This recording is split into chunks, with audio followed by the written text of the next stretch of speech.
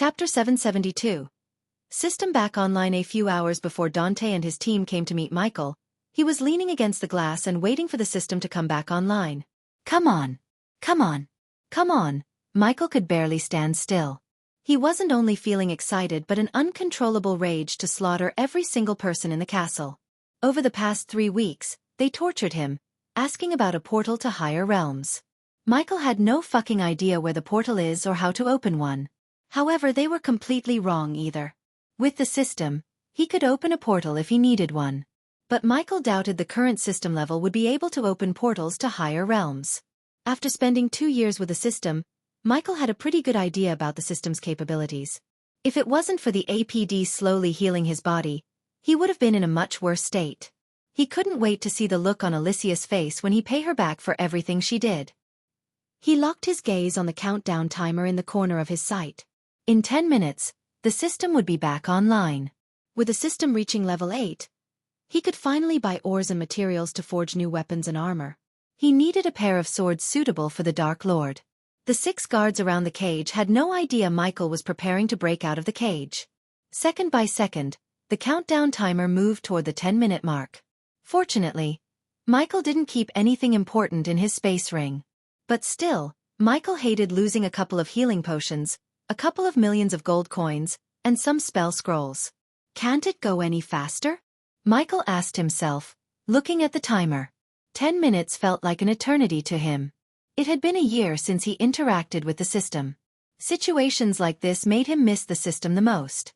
Granted, Michael still had some plans in his mind to escape the cage even without the system. But having the system made everything so much easier and more interesting. The system will come online in 5 minutes. Michael smiled when he heard the system. He walked left and right in the cage. Soon, seconds turned minutes, and eventually, Michael heard a loud ringing in his head. His whole body felt an electric bolt running down his spine. He experienced acute pain in every fiber in his body. It felt like his very soul was screaming in pain. But soon, the pain and discomfort turned into a soul-soothing feeling. The system upgrade is completed. Current system level 8. 0. The host can now have up to 50 subordinates. The host has received a legendary token to get free 5-star level specialization as a gift for upgrading the system. Finally, Michael almost shouted in excitement.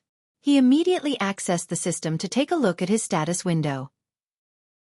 Host, Michael cultivation level, half immortal level 10 experience points, 0/5, 000, 000, 26 million experience points remaining to be consumed, badass points. 2, 000, 000 skills and spells.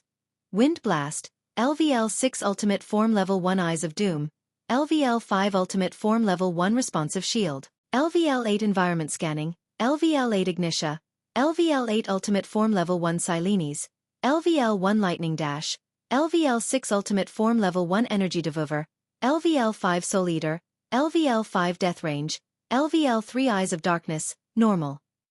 Can sense the cultivation level of others. Eyes of Darkness, Lucifer. Can sense the cultivation level of others. Can see through illusions. Cloud of Darkness, Lucifer. Weak-willed enemies will lose their courage completely and surrender. Death range will be 50% more powerful, and if activated in darkness, the host's cultivation level will be boosted 4 levels up regardless of the stage barrier. Wordless Spellcaster, Lucifer. In full Lucifer form, the host just has to think of the spell to cast it. Techniques: Swords of Destiny, 98% Mastery. Ring of Fire, 96% Mastery. Serpent Maga, 98% Mastery. Occupation. Core Disciple of Sunrise Sect. The Guardian of Sunrise Sect. Lord Lucifer of the Abyssal. The Dark Lord King of Bradford. Status: Injured Goals. Control the world. Grow the Order of Death. Utility function: Banker, LVL 5, ratio, 1000 gold coins, 40 badass points. Runic Teleportation. X-Ray Vision, also integrated with Eyes of Darkness. Wealth: 45 million gold. Special trait: 5-star Alchemist. 5-star. Inventor. Subordinates: Gaia, Warrior, loyalty level 100%. Raylene, 5-star Chef, loyalty level 99%. Arya, Assassin, loyalty level 86%. Dead Heinberg, Warrior, loyalty level 45%. Maxine, Warrior, loyalty level 98%. Tiberius, Warrior, loyalty level 85%. Sadie, loyalty level 70%. Ricky, loyalty level 94%, Daniel, loyalty level 98%, Titus, loyalty level 80%, Optimus, loyalty level 80%. The Big Bertha crew, pirates, loyalty level 93%, base of operation, the Abyssal, the Crypt, the Dark Ocean familiars, Nightmare, Royal Dragon, Vedora, Three-Headed Hydra, Elemental Manipulation, Wind, 30% Mastery, Fire, 30% Mastery, Lightning, 40% Mastery, Darkness, 40% Mastery. The first thing he noticed in the status was the humongous amount of experience points left unconsumed. Over the year, he amassed 2 million badass points, which Michael planned to use to upgrade his spells.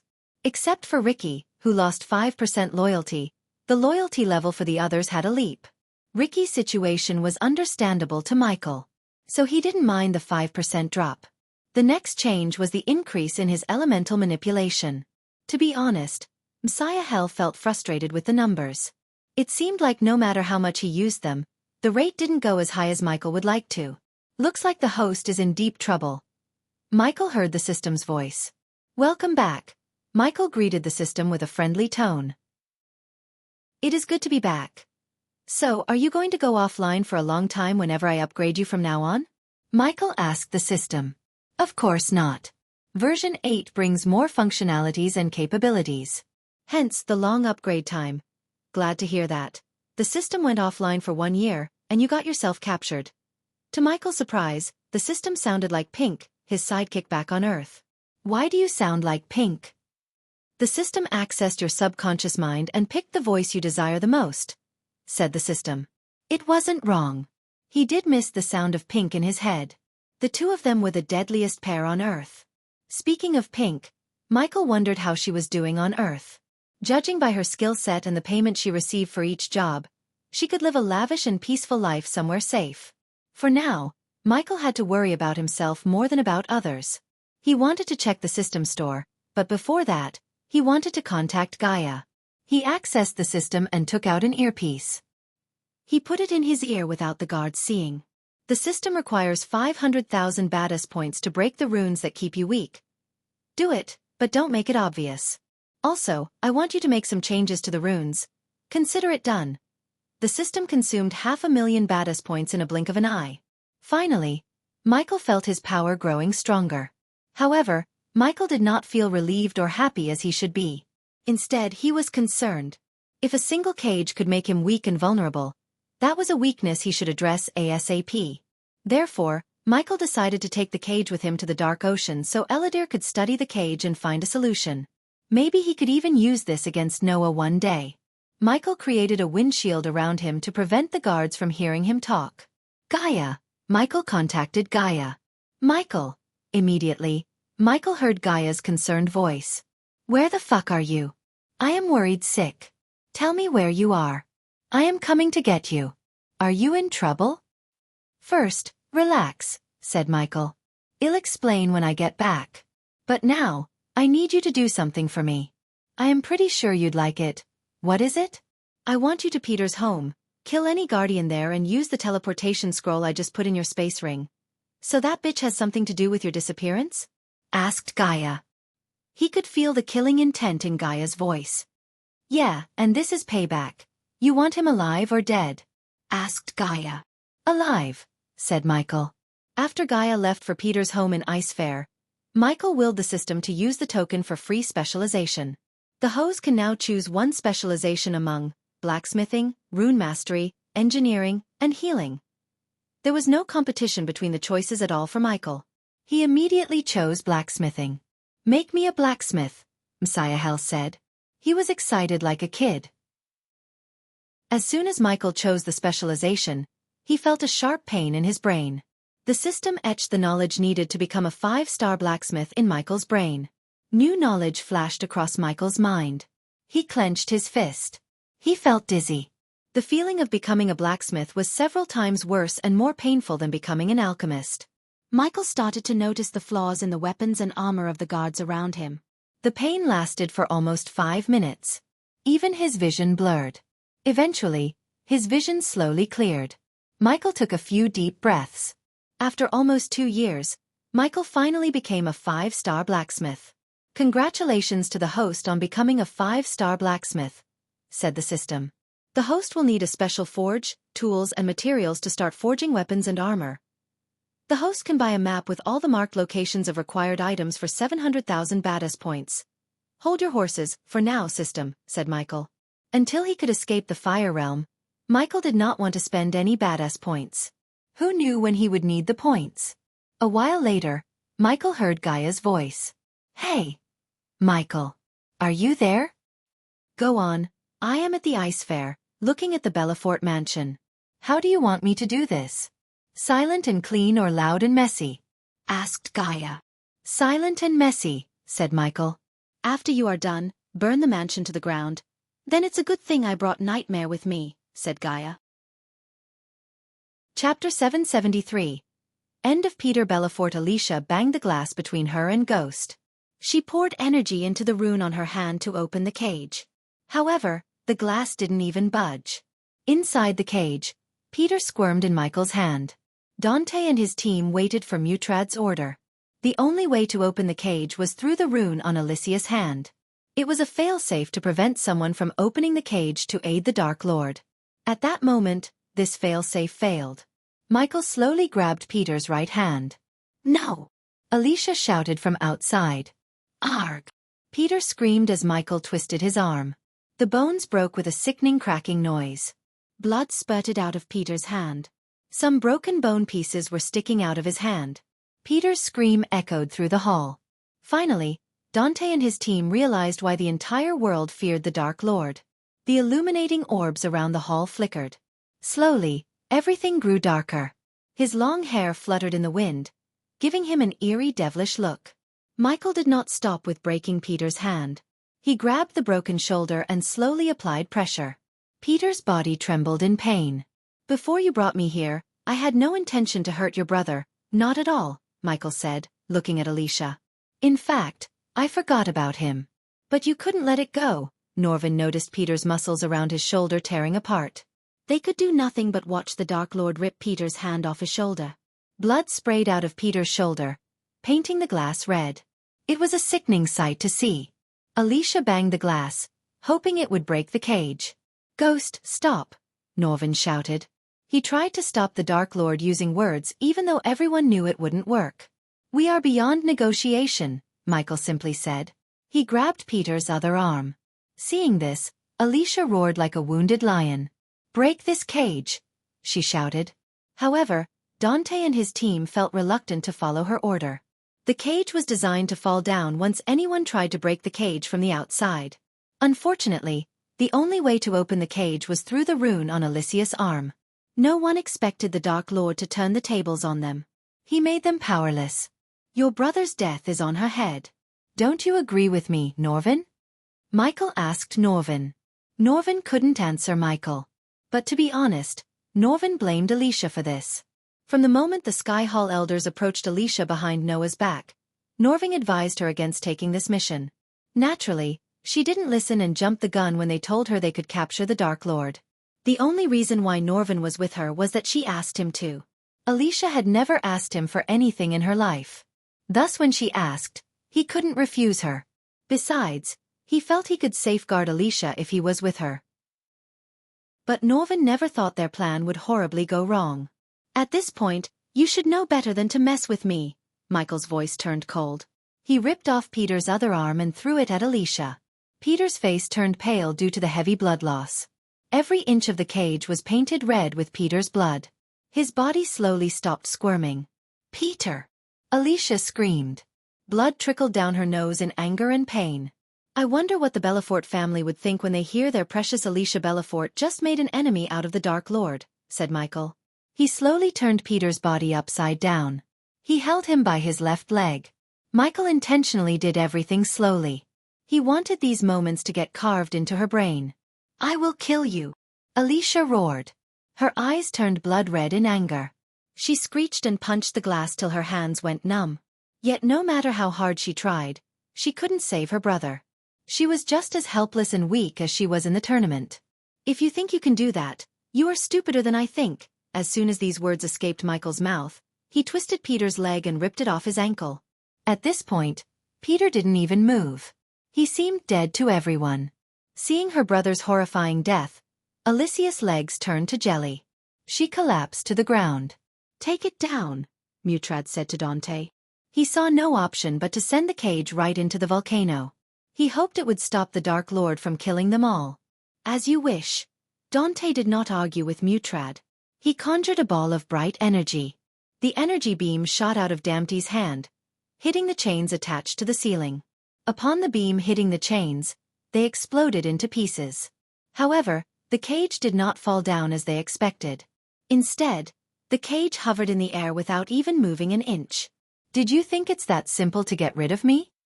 Michael devilishly grinned at Dante and Mutrad. Michael dropped Peter's body down and stepped onto his waist. He grabbed the last limb before turning his gaze back at Alicia. "I told you this would happen. You brought this on you all by yourself." Finally, Michael ripped off Peter's last limb. Michael heard the system's notification of Peter's death. Compared to the experience points he received from killing half-immortals and fusion stage cultivators, the amount he received from killing Peter was negligible at best. "Now, every single one of you is going to die. If I were you, I wouldn't put up a fight. It will only make your death more painful," said Michael. He glanced at Dante and his men. "Don't say I didn't warn you," Michael snickered. "Guys!" Dante raised his voice. "Surround the cage and prepare for a fight," Dante ordered his men. Everyone, including Mila, was poised to attack the Dark Lord. They surrounded the Dark Lord. Ignoring Dante and his men, Michael grabbed Peter by his neck and lifted him. He walked toward Alicia. Norvin was speechless. After witnessing Peter's death, Norvin regretted accepting Alicia's request. He blamed himself for not talking Alicia out of this mission. At the very least, he knew he should have talked to Noah. He feared what Noah would say to all this after knowing what happened to Peter. Norvin doubted the Guardians and Belafort guards would still be alive. The Dark Lord liked to leave something behind for everyone to see and fear him. He ruled the world through fear. "Hey!" Michael called Alicia. She couldn't look at the cage covered in her brother's blood. His words made her look up as Michael placed Peter's face against the glass. "Look at your brother's face," Michael said. Everyone around Michael trembled in fear. He ripped Peter limb by limb in front of his sister. Alicia saw her brother's face with widened eyes. They contained immense pain more than anger. His face was almost unrecognizable. Michael conjured the dark flames, slowly burning Peter's body. Even from outside, Dante and his men felt the temperature rising. The dark flames reduced Peter to a pile of hot ash. Dante and his men saw smoke fumes coming out of the ashes. Even now, they had no idea how the Dark Lord teleported Peter into the cage. An eerie silence enveloped the hall. Michael squatted down to see Alicia in her eyes. He waited for Alicia to look up. He wanted to see the pain and grief in her eyes. Usually, Michael preferred not to torture his enemies, but Alicia was different. She showed him no mercy. She took pleasure in torturing him. So why shouldn't he give a taste of her own medicine? "Whatever you give me, I will give it back 100 folds. Do you think Noah can save your ass every time, don't you? Well, think again. This is between you and us. Don't bring her family into this," Norvin snarled. They felt a chill when Michael burst into cold laughter. "You should have thought that before you decided to bring me here. As long as she is a Belafort, they will suffer untimely deaths," Michael threatened Alicia and Norvin. They waited for him to come out of the cage, because there was no way for them to get inside. Suddenly, Michael's eyes turned pitch black. A black beam shot out of his each eye. The glass cracked. The number of cracks in the glass gradually increased. They knew it was only a matter of time before the glass shattered completely. "Get out of here!" Dante stepped in front of Mutrad. He directed his words at Norvin, Alicia, and Mutrad. "No!" Alicia shook her head. She rose up from the ground. "This ends here and now." Alicia's eyes glimmered with absolute resolve. She wanted to end the enmity between her and Ghost then and there. Because of her, Peter lost his life. The Dark Lord didn't even spare his body. She wouldn't be able to forgive herself if she couldn't avenge him or die trying. "Don't be stupid. Get her out of here," Dante growled. She was just a soul-refining stage warrior. The Dark Lord could kill her without batting an eye. Fighting him at her current level was nothing but suicide. After seeing what he did to Peter, Dante could only imagine what he would do to Alicia. As the strongest among them, it was Dante's duty to protect the weak. As much as Michael liked to kill Alicia, he chose not to. Not because he wanted to spare her but because he wanted her to suffer more. Killing her would be a mercy to her. Besides, as long as she was with Noah, she would bring new types of problems to him every day. While Noah was busy cleaning up Alicia's mess, Michael could focus on growing stronger. In other words, keeping Alicia alive was more beneficial to him in the long run than killing her. Noravan did not linger around any longer. He immediately took out a teleportation scroll from his space ring. He grabbed Alicia's shoulder and tore the scroll to activate the scroll. Soon, a bright light enveloped Alicia and Noravan. "Let me go." Alicia's voice echoed through the hall after she disappeared with Noravan. Dante and his men prepared themselves for a fight. Every light orb around them started to flicker more and more. Chapter 774. The Dark Lord's power. The light orbs continued to flicker until they all went out. Darkness enveloped the hall. Dante and his team heard the glass shatter. Dante flicked his wrist as a golden layer of light enveloped him.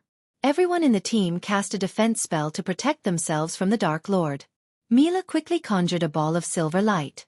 As they expected, the Dark Lord wasn't in the cage. They looked around. Suddenly, the door behind them shot closed with a loud thud. The team turned around as they saw the door was shut closed by someone. Mutrad felt a breeze of wind blowing past them. His body trembled in fear. Unlike Dante and his team, he witnessed what had transpired in Ithilien. As they searched for the Dark Lord, an invisible force snuffed out Mila's orb of light. The place fell to darkness once again. At that moment, the only light source was the shields around their bodies. But they weren't bright enough to see what was happening around them. The eerie silence swept across the hall. A peal of shout broke the silence. "Arg!" Dante and his team turned their heads in the voice's direction. They saw one of his team members wobbling around. Dante noticed a red line across his neck. Slowly, blood seeped through the line. To their surprise, the man's head fell from his shoulders. Blood sprayed out of his neck as his body hit the ground with a sickening thud. In a blink of an eye, the Dark Lord decapitated a half-immortal. Mila and the others slowly felt the growing fear in their hearts. The one who died was just as strong as them. Yet, he stood no chance against the Dark Lord, even with a shield around him. The Dark Lord completely ignored the shield and killed him. After killing the first half-immortal, the team began to conjure orbs of light. They wanted to bring light to fight the Dark Lord. One by one, they conjured energy orbs, lighting the place. But a powerful blast of wind snuffed out the light orbs. The Dark Lord did not allow them to fight the darkness. The darkness around them felt strange to Dante. It was not the usual darkness of the night but a thick and eerie kind of darkness. Before they could conjure another orb of light, another one groaned. Dante sent a bright beam of energy in a blink of an eye. He sensed the Dark Lord's movements around him. The energy beam soared through the air, lighting the place. At that moment, they saw a figure grinning at them from the shadows. It was the Dark Lord without a doubt. Beside him, another one of Dante's team members squirmed. He was on fire. Contrary to typical red fire, these flames were pitch black. Dante and everyone felt the temperature in the room rising. Before Dante and his team could put out the fire, almost half of his body turned ashes. There was no point in trying to save him. The half-immortal held his chest. Because he was burning, they failed to notice the hole in his chest. "Open fire!" Dante ordered his team. He chose to attack the Dark Lord with spells instead of waiting for him to show himself. As soon as the team heard the order, they all cast their own spells. The entire hall lit up like a Christmas tree. Mutrad ducked down and kept his head down. Mila cast a spell that created a dazzling red panda. It ran around the hall, shaking the ground itself. The panda, made of energy, seemed like it was searching for someone. Boom! The panda exploded into bits and pieces. It happened so quickly. One moment the panda was running around, and the next, it shattered into countless specks of light. Mila immediately tried to cast another spell. However, a dark beam shot out from nowhere and hit her in the shoulder. "Ugh!" Mila screamed. The dark beam sent her flying onto the walls behind her. The others did not stop. Dante clenched his fist, casting a spell. When he opened his fist, A shock wave of shadowy energy shot out from him. The shock wave was powerful enough to crush a fusion stage cultivator to a bloody pulp. He hoped the shock wave would knock down the Dark Lord. But nothing happened as Dante expected. A few seconds later, another wave shot out from the other side of the room. This wave was stronger and more powerful than Dante's shock wave. On top of it, it wasn't a shock wave but a wave of fire. Dante and his team immediately leaped into the air to avoid the dark flames. The flames pulsated from the Dark Lord. It scorched the marble floor, turning it black. Mutrad missed the flame wave by an inch. While they were in the air, the dark beams zigzagged through the air. The golden layer of light around Dante reflected the dark beams. Unfortunately, Mila's shield wasn't as strong as Dante's. The dark beams already hit her in the shoulder. She was bleeding. Her luck was bad enough to the point the dark beams hit the same spot in the shoulder. This time, the beams penetrated through her body. She fell from the air in pain. Dante dashed at Mila to catch her before she hit the ground. However, a black shield flew out of the darkness and hit him in the face. Dante momentarily lost his focus on Mila. The shield flew back in the same direction as it came. Mila! Dante screamed as he saw a bolt of golden lightning fly past her. Mila disappeared along with the lightning bolt. He could swear he saw the Dark Lord's blurry figure in the lightning bolt. Ugh! Mila's screams echoed through the hall. But her scream was cut short. Hearing her scream, Dante's heart skipped a beat. He was with Mila for almost 500 years.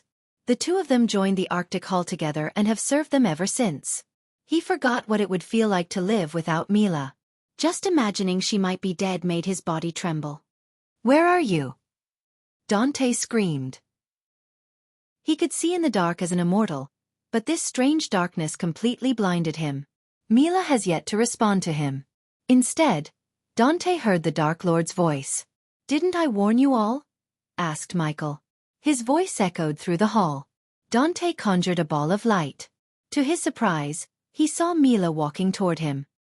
He heaved a sigh of relief in his heart. Unfortunately, his relief was short-lived. He saw the large holes in her chest. Her silver armor had bloodstains. He was about to reach out for Mila when the dark beams shot straight through Mila's head.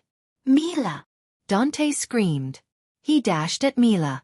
He caught her dead body and collapsed down. Michael utilized Dante's grief. Without wasting a second, he immediately cast the lightning dash. Michael raised his hand as thick bolts of lightning shot out of his hand rapidly. He bombarded the half-immortals with lightning bolts. The half-immortals tried to shield themselves from the bolts. Their shields cracked upon taking hit by the lightning bolts. One by one, the shields shattered. As soon as the shield around them disappeared, the lightning bolts penetrated their bodies. The half-immortals looked weak as ants in front of Michael. Michael may be a half-immortal in cultivation, but he was several times stronger than one. He was a god after all. Dante's team stood no chance against Michael, who was using the death range to boost his power. Dante heard the sounds of blood splashing around him. He looked around to see several heads flying in the air vaguely. After Michael slowly the last half-immortal, the hall went completely dark. At that moment, Mutrad only heard the sobbing of Dante. Mutrad saw what the Dark Lord was capable of up close. He couldn't believe he actually signed up to capture this cold-blooded killer.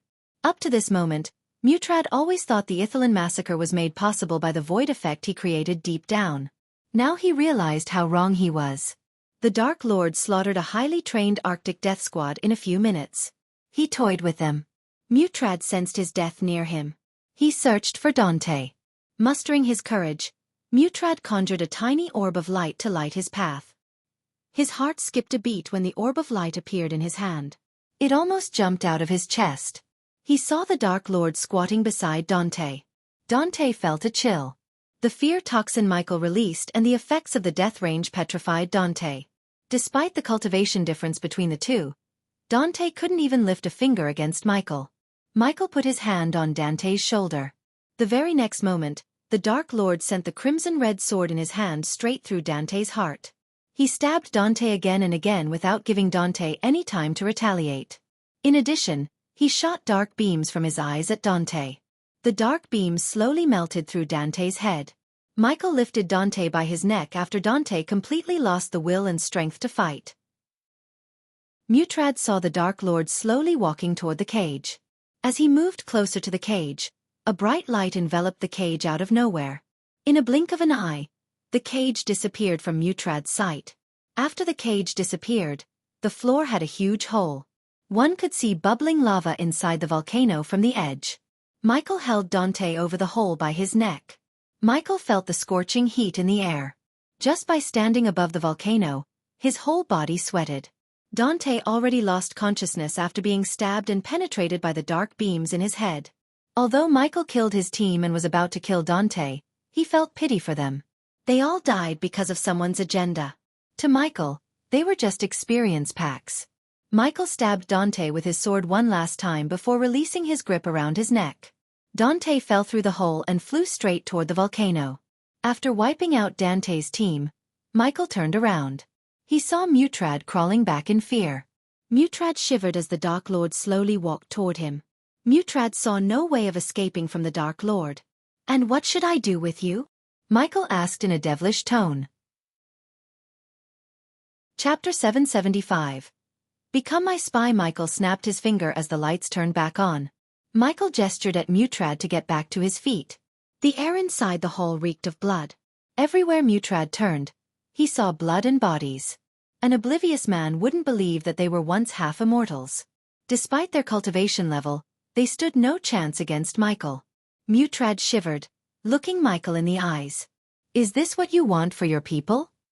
Michael asked Mutrad. "Because you've been shadowing me for a while.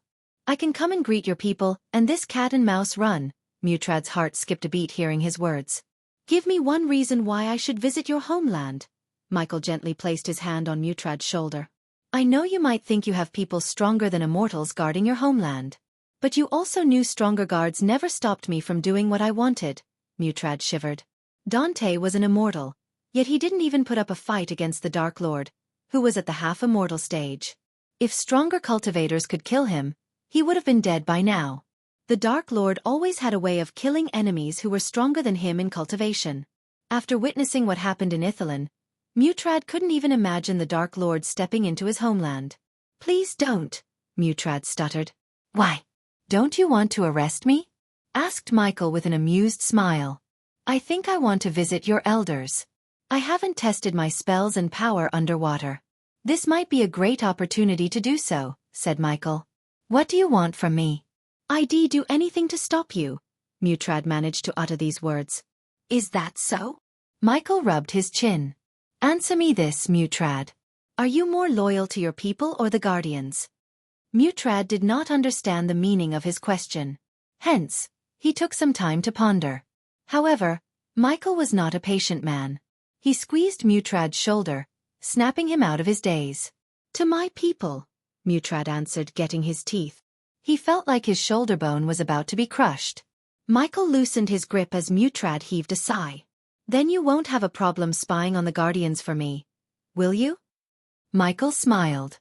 For a moment, Mutrad couldn't believe what he had just heard. The Dark Lord wanted him to be his spy. And that too inside the Guardian Guild. "But I am not a Guardian," Mutrad said. "That didn't stop you from using and manipulating the Guardians until now," Michael said. He was nonchalant. Just like Mutrad did his research on Michael, he did the same on Mutrad. Last year, Michael assigned Azazel to learn more about the sea folks. One of the snippets of information Azazel had on Mutrad was how loyal Mutrad was toward the Arctic Hall and the sea folks. He would give his life for his people. In other words, Mutrad would do anything to protect his people. Michael always planned to use Mutrad one way or another. He was more valuable alive than dead. Moreover, Mutrad's close connection with the Guardian Guild allowed Michael to flip him against the Guardians. After all, Mutrad was loyal to his people, not to the Guardians. "Do I have any choice?" asked Mutrad. "Of course you have. You can either do what I ask you or watch the Black Day repeat all over again." Mutrad felt helpless. However, this was way better than having to witness his homeland burn as he watched Ithilien. If anything Mutrad learned over the past years, it was not to mess with the Dark Lord under any circumstances. After seeing the Dark Lord slaughter Dante and his team up close, Mutrad let go of his foolish pursuit to apprehend the Dark Lord. "It seems like I am going to be a rat," Mutrad sighed. "Better to be rat than dead," Michael snickered. After striking a deal with Mutrad, Michael looted the corpses for their space rings. Since they were all half-immortals, he knew they might have some juicy items in their space rings. Michael scanned the castle with his environmental scanning. To his surprise, the castle seemed rather empty.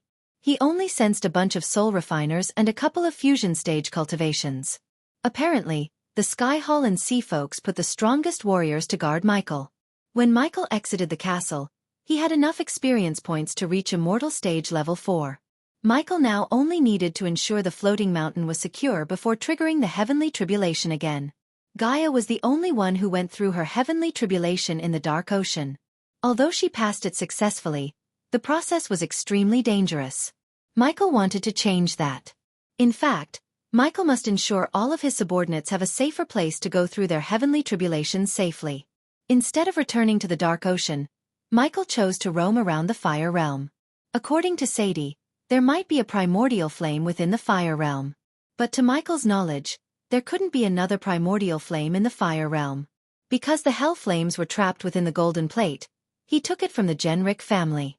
So Michael wondered how there could be another primordial flame. Since he was already at the Fire Realm, Michael wanted to look around a bit. With the system back online, he would find out if something was in the realm. 2 days later, Alicia returned to the Ice Fair with Norvin.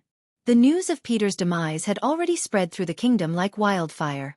The entire kingdom knew the Dark Lord took Peter after slaughtering the Guardians and Belafort family soldiers who guarded Peter. Moreover, the rumor about the Dark Lord swearing to destroy the Belafort family spread among the people of the Ice Fair. The Belafort Manor was built on a river bank, overlooking a snowy mountain in the distance. The manor was extravagant enough to be called a castle. It was surrounded by thick walls and guarded by several soldiers armed to the teeth.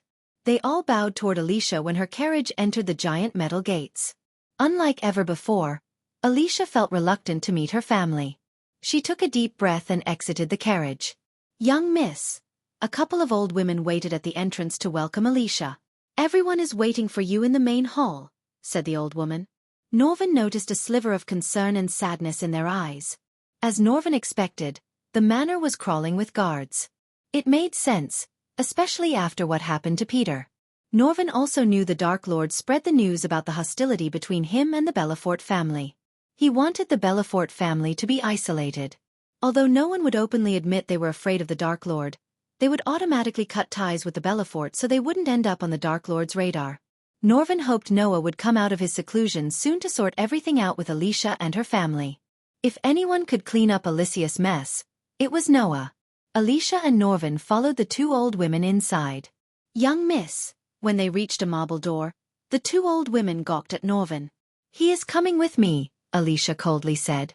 She knew they were trying to tell her to leave Norvin outside since he wasn't a Belafort. However, as far as Alicia was concerned, Norvin was her family. Hence, she outright refused to leave Norvin behind. When Alicia opened the marble door, she was welcomed by a spacious grand hall. Slender braziers enclosing each of the 16 onyx columns lit up the lower levels of the throne hall, covering the hall in dancing shadows and a warm radiance. The marble stone of the layered ceiling danced in the flickering light while memorials looked down upon the stone floor of this luxurious hall. A gray-haired man wearing icy blue robes sat on a throne atop an elevated platform. The regal marble throne sat beneath a statue of an eagle and was adjoined by 5 rather plain-looking seats for the family members. The elders and important family members sat on several extravagant and comfortable iron benches, all of which faced the throne in a half-circle. Those of higher standing were seated on the embellished mezzanines facing the throne. The moment Alicia entered the hall, the noises fell flat. Silence occupied the hall completely. The man on the throne was none other than Alicia's father, Francis Belafort. He was a fit man with a stubble white beard. At that moment, his blue eyes had hidden anger and concern for his family's safety. Even though he lost his son, he had no time to grieve when his family was in mortal danger. Francis may have soon-to-be son-in-law who was the supreme guardian, but he and the elders doubted Noah could protect them from the Dark Lord forever. Taking a life was so much easier than protecting one. Alicia's eyes watered, seeing the cold look on her father's face. Looking at their eyes, Norvin could tell all of them were scared shitless by the Dark Lord. Their fear was the Dark Lord's strength. He ruled the world through fear. At that moment, The Belafort family was under his thumb. There was a time the Belafort family could have crushed Ghost without much effort. But time had changed everything. Now, even the most powerful families would tremble at the mere mention of the Dark Lord's name. Alicia Flora Belafort. Francis addressed Alicia by her full name. His voice was cold. Norvin, please take a seat among the elders. This hearing is only for Alicia, said Francis. If you don't mind, I'd like to stand beside my friend, Lord Francis. As her friend and sworn brother, it's my duty, and I hope you won't ask me to fail my duty. Fair enough, Francis nodded. Before we start this hearing, I'd like to know everything you know about Peter. Is he dead? Everything Francis saw in Peter's home suggested the obvious. Yet, Francis wanted to hear it from Alicia. Alicia slowly nodded as tears rolled out her eyes. Francis clenched his fist. It took him several moments to find his next words. Is it possible for us to give him a proper burial? Asked Francis. Alicia's silence spoke volumes. It was hard for them to digest that Peter, the heir to the Belafort family, died a brutal death. It's time for you to tell us everything you know, Alicia, Francis asked Alicia. Alicia remained silent. I am not asking you as your father.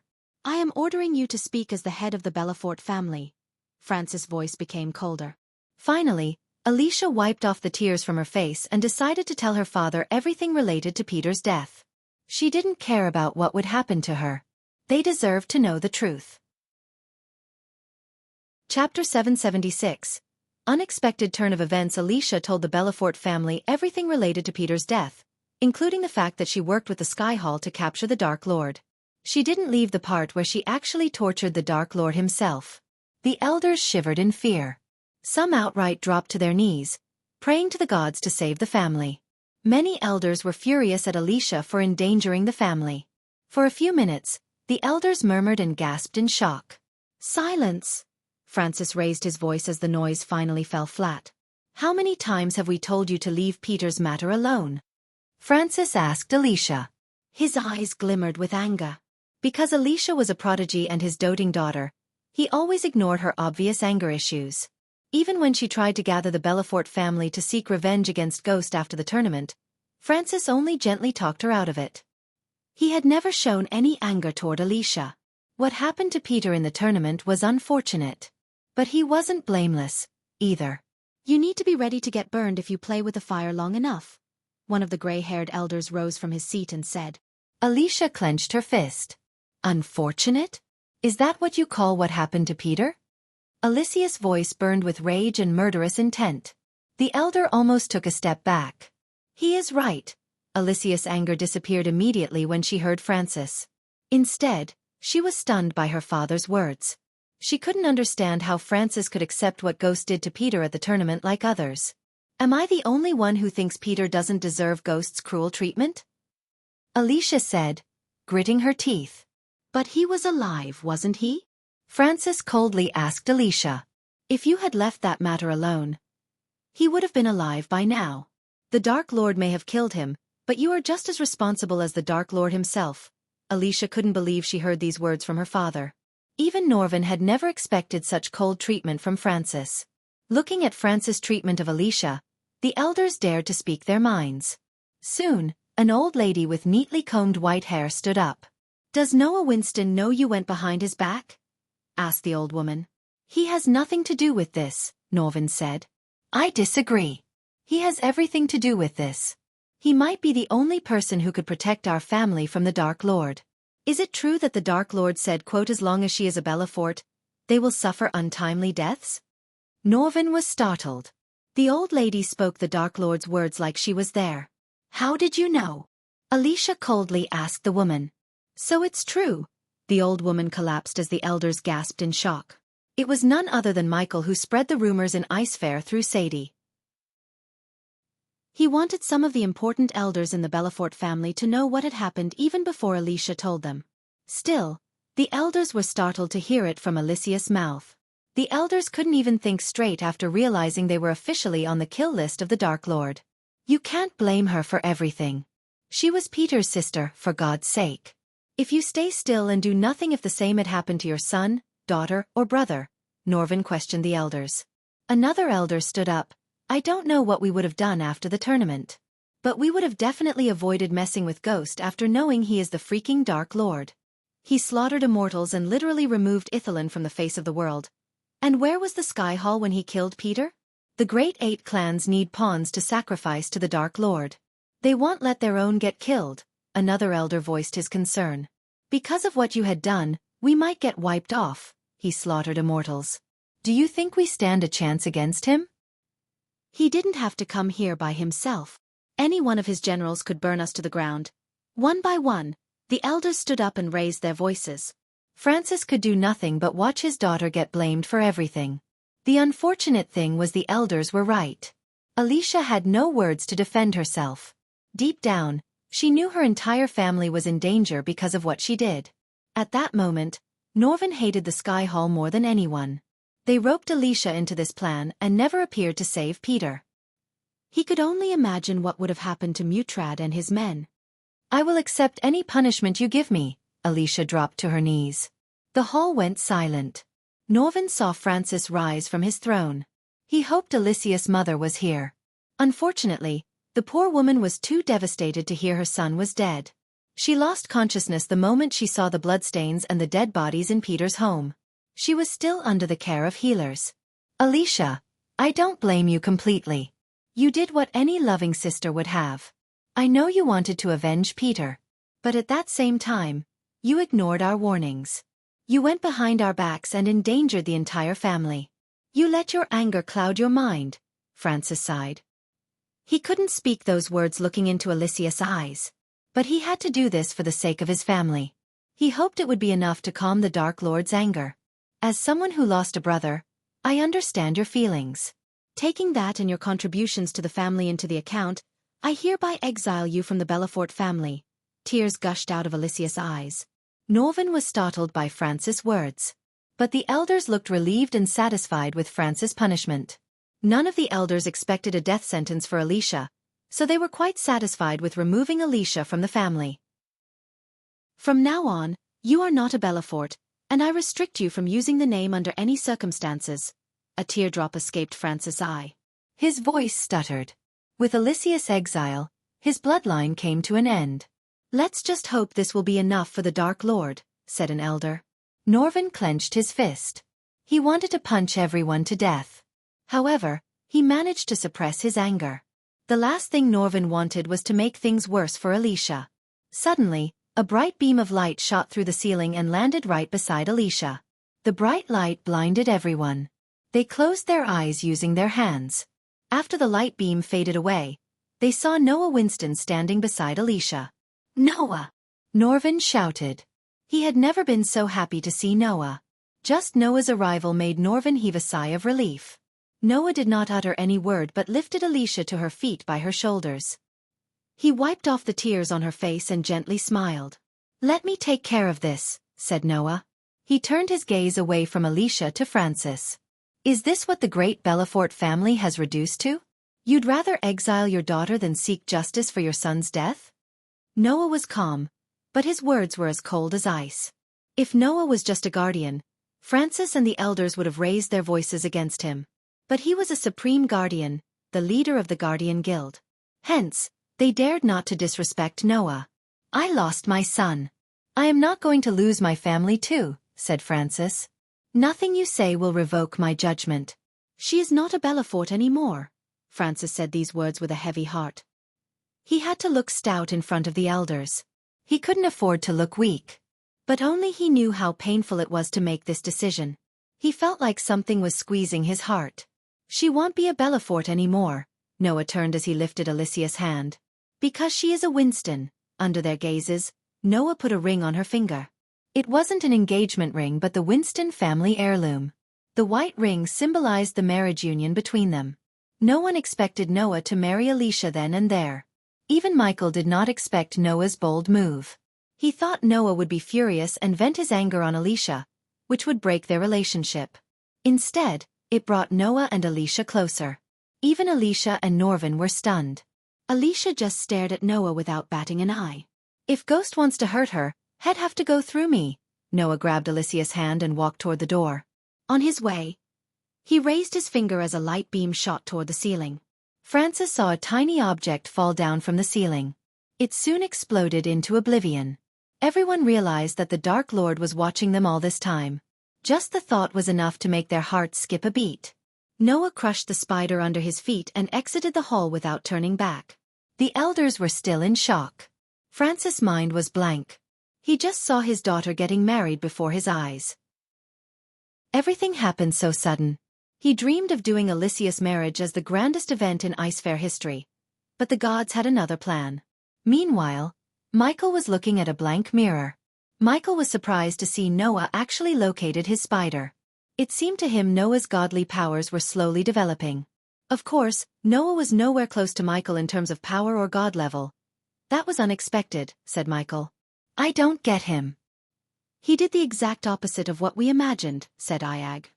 Life is full of surprises, huh? Michael smiled. Granted, what Noah did surprised him, but it didn't mess up Michael's plan whatsoever. The longer Alicia was with Noah, the more problems he would face. However, Michael admired Noah for sticking by his woman's side even when she was in the wrong. At least the two of them shared that in common. My lord. Azazel entered the room. Lord Eladir is waiting for you outside, said Azazel. Everything ready? Michael asked. Everything is ready, my lord. Michael took a deep breath. Since he got the Elven rune, it was time to reach the 6-star alchemist level. Chapter 777. Pray to the Dark Lord. After Michael revealed himself as the Dark Lord, the Sunrise sect faced several slanders from the nobles and the Guardian Guild. The rival sects used this as an excuse to isolate the sect and cause its downfall. After Noah took the throne of the Supreme Guardian, he launched an extensive investigation on the Sunrise sect and learned the Dark Lord had no more connections with the sect. As an individual, Noah knew Ghost genuinely helped the sect to grow. Just because he was the Dark Lord, Noah couldn't disregard all the good Ghost did to the Sunrise sect and the river town. Under the Sunrise sect's leadership, the river town became one of the richest cities in the Elon continent. The town may be small, but that didn't stop them from prospering. After Noah's investigation redeemed the Sunrise sect, disciples resumed joining the sect. The Sunrise sect had the highest breaking-through rate compared to the rest of the sections. Thanks to the biggest herbal garden on the continent and the talented alchemists in the sect, they refined powerful potions and pills. They continued the tradition of giving out pills and potions for free to the disciples even after Michael left the sect. Since the Dark Lord himself was a former disciple, no one even dared to think about harming anyone in the sect. To the outside world, the Sunrise sect had no connection with the Dark Lord. But in reality, someone in the sect still was in touch with the Dark Lord. It was none other than Elder Ella. Under her takeover spree, the Sunrise sect had taken over more than 30 sects and became the largest sect in the continent. Recently, Ella had been trying to broaden her horizon to the Azer continent. The sky above the peaceful sect was littered with stars. Nighttime brought beauty like no other time of day. The only sound that resonated in the mountains was the wind whistling through trees, with the occasional cricket chirping here and there. In the daytime, the sect grounds bustled with disciples and staff. The nighttime, however, the exact opposite of the daytime. The disciples were inside their rooms, cultivating and meditating, while the outsiders were prohibited from entering the sect ground without the elders' permission. The sect became so peaceful that it was difficult not to relax completely while looking at this particular nighttime beauty. The sky was covered with blackness and speckled with millions of stars. The blue moon dazzles in the sky, bathing the Jade Mountain with its sparkling blue light. Under this starry sky, a figure walked atop a lone mountain where the Dark Lord used to meditate. One could see the entire sect and the river town from this mountain peak. This mountain was restricted to the disciples as the Guardian believed the aura of the Dark Lord could still be around and influence the disciples. But it was all a horde of bullshit. Nonetheless, only the elders and sect leader Claire were allowed to access this particular mountain. I need your help, the figure said gently. Her silky smooth skin almost reflected the dazzling moonlight. The wind blew past her, making her striking golden hair flutter in the air. Claire sat on the mat the Dark Lord used to meditate. To her, the Dark Lord was like her little brother. No matter what the world said about him, she knew better than to trust the world. Looking at the world from here, tears rolled out her eyes without control. She felt a strange sense of security in this place. You know, my grandfather had gone missing, Claire said to the sky, hoping it would reach the Dark Lord somehow. It had been 3 weeks since Christopher went missing. Before Ghost revealed himself as the Dark Lord to the world, he broke Christopher's curse. Claire had never been happier in her life. She saw her grandfather finally able to sleep without groaning in pain. Although one of their disciples turned out to be the Dark Lord, everything went relatively fine for Claire and the sect. However, that was only until Christopher began discussing rescuing Claire's mother, Elisha Mortero. She was held prisoner by the Mortero family for almost 3 decades. The Mortero family was based in the kingdom of Nelnathar. It was one of the 3 elven kingdoms in the Aur continent. Unlike the other 2, Nelnathar was extremely hostile against the other races. Of course, they put on a facade of being friendly and welcoming, but deep down, most of the elves would kill the other races in a heartbeat. Most of the racist elves Michael met in Mazeroth hailed from Nelnathar. Hence, they went to such an extent to hunt down Elisha and her human husband. Luckily for Claire, she inherited human features rather than 11 features. Otherwise, she would have ended up in a different prison. I searched everywhere. But who am I kidding? I know where he went. I am just too weak to go there. I am afraid, Ghost, Claire sobbed. Everyone advised her to go to the Guardian Guild. But Claire knew they wouldn't lift a finger to help Claire. Everyone in the Guardian Guild hated the Sunrise sect and Claire because of the Dark Lord. Even after Noah proved the sect had nothing to do with the Dark Lord anymore, he couldn't wipe out the hatred in the Guardians' minds. She was nowhere close to fighting the elves.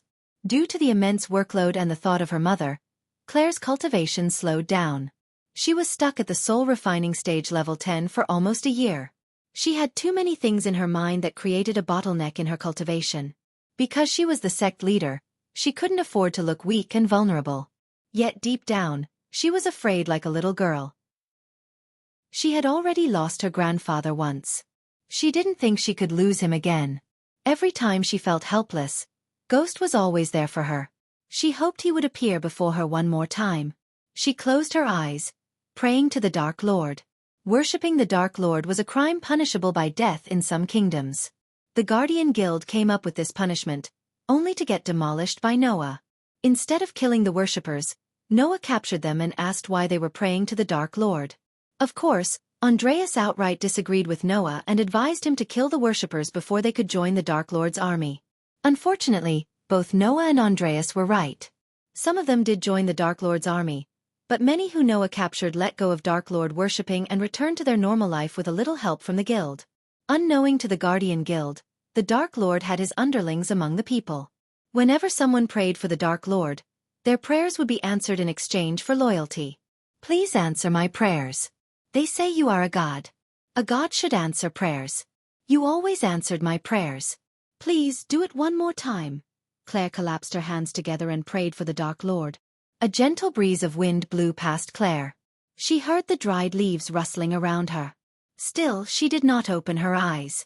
She completely focused on her prayer. Tears slowly rolled out of her eyes. For a few minutes, the only companion she had was silence. After a while, she lost track of time. When she was drowned in prayer, another gentle breeze blew past her. To her surprise, the breeze of wind blew against her face as though it was trying to pry open her eyes. Claire! Claire's neck hair stood up when she heard a voice from behind. For a moment, Claire thought her mind was playing games. Did you call for me? Claire clearly heard the voice. It was undoubtedly Ghost's. She abruptly opened her eyes. When she turned around, she saw Ghost standing before her. It felt like a dream to her. She sobbed and smiled at the same time. Without a second thought, she ran toward Ghost and hugged him tightly. She didn't give a damn about what everyone said about him or what anyone would think if they saw them together. No words escaped her mouth. Her mind was completely blank. The wall she erupted around her to show the world how strong she was crumbled down before Michael. In front of him, she was just a weak girl in need of help. What did I tell you before I left? I'd always answer your calls, said Michael. He gently brushed her back while she was sobbing. Yes, Claire said. It took Claire a few minutes to finally let him go. He wiped off the tears from her face and gently smiled. Don't cry. I am here. You have nothing to worry about. Michael took her hands, leading her to the mountain edge. He sat on the edge and gestured at her to sit beside him. What happened? Michael asked Claire as though he didn't know what made her pray for him. As a matter of fact, Sadie was tasked to get as much information as possible about the Maltero family. Even though Michael's spy network was still in the beginning stages, he could almost learn anything through the Silver Moon girls. Sadie already sent an elf to Nelnather. Michael wanted to know everything he could before rescuing Claire's mother. He may be the Dark Lord, but he cared for everyone around him. Since the elves of Nelnather were a bunch of racist scums, giving them the Dark Lord treatment was just a bonus. Claire told Michael everything about her grandfather's disappearance. He patiently listened to Claire's story and felt pity for her. The elves really messed up her life. After Claire finished her story, Michael squeezed her hand. "If your mother is still alive, I will bring her to you," said Michael. "She had to be," Claire's voice stuttered. Michael did not want to make any false promises. There was a certain possibility that Claire's mother was dead. Even he wouldn't be able to bring the dead back to life. However, if she was alive, nothing could stop him from rescuing her and reuniting her with Claire. Chapter 778. Six-Star Alchemist. After leaving the Sunrise sect, Michael returned to the Dark Ocean. He spent almost 2 hours with Claire. At first, they just talked about Alasha and the Mortero family. Then, their topic turned toward the sect, personal life, and even marriage. To Michael's surprise, Claire asked him to come to the Dark Ocean, leaving everything behind. However, Michael refused the idea. Instead, Michael wanted her to stay in Elon and continue to lead the Sunrise sect to prosperity. The Sunrise sect and the River Town were something he was so proud of. When the war with the 8 great clans and the Skyhole was over, he even planned to settle down in the River Town. Hence, he wanted Claire to keep ruling till it's over. He appeared right on top of the waterfall, where he met Eladir. "My lord!" Eladir slightly bent his back to show respect. The ground around Eladir glimmered in the darkness. Before the Dark Lord arrived, Eladir created this array to let the Dark Lord absorb the Elven rune. Because it was just a simple array, Eladir created it in a few minutes. When the Dark Lord appeared, he stood in the array's center. "Please come to the center, my lord." Eladir gestured at Michael to step into the array. Upon reaching the center, Michael noticed the runes in the array glow brighter. He felt a strange sensation throughout his body. He took out the golden plate with the Elven rune engraved in it. The array flickered as soon as the Elven rune appeared in Michael's hand. The Elven rune responded to the array by radiating a crimson-red light. The 2 lights glowed brighter and brighter as the golden plate trembled in Michael's hand. "Focus on the rune and try to absorb it, my lord," Eladir instructed Michael. He did as he was told. First, Michael closed his eyes. He tried to feel the energy radiating from the rune. While focusing on the rune, he started to feel a strange connection with the rune. Warm energy washed over him. Eladir saw the red rune slowly floating toward the Dark Lord. Inch by inch, it moved closer to the Dark Lord's forehead. The rune disappeared into the Dark Lord's head a few seconds later. Michael felt a bolt of electricity running down his spine. The host has absorbed the Elven rune. Fire mastery has increased by 10%. Current fire mastery is 40%. The host has fulfilled the requirements needed to become a 6-star alchemist. Does the host wish to upgrade to the 6-star alchemist level? Michael saw his vision being filled with system notifications. Finally, after such a long time, he was able to reach the 6-star alchemist level. Yes, Michael willed the system to upgrade his alchemy skill.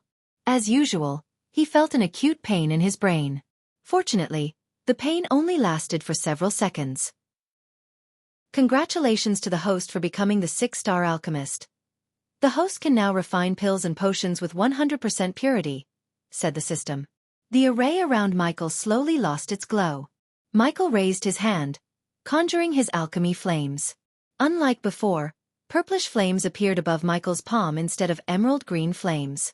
This flame burned hotter and brighter. Granted, it was nowhere close to the dark flames, but still, it was several times hotter and more powerful than the emerald green flames. "Now you are a 6-star alchemist, my lord," said Eladir. He couldn't help admiring the Dark Lord's talents. But Eladir never felt any jealousy. He knew there was a struggle and hard work behind everything the Dark Lord had. He spent a year pretending to be Elmer in the Genric family to get the Elven rune. Many with his power and resources wouldn't go through such a struggle. With a flick of his wrist, Michael took out several ingredients from the system store. Now that he had reached the 6-star alchemist level, Michael decided to brew a potion that had been in his mind for so long. Under Elidar's curious gaze, Michael tossed the ingredients into the purple flame. To brew the potion with 100% purity, Michael either needed a legendary cauldron or a 100% fire master.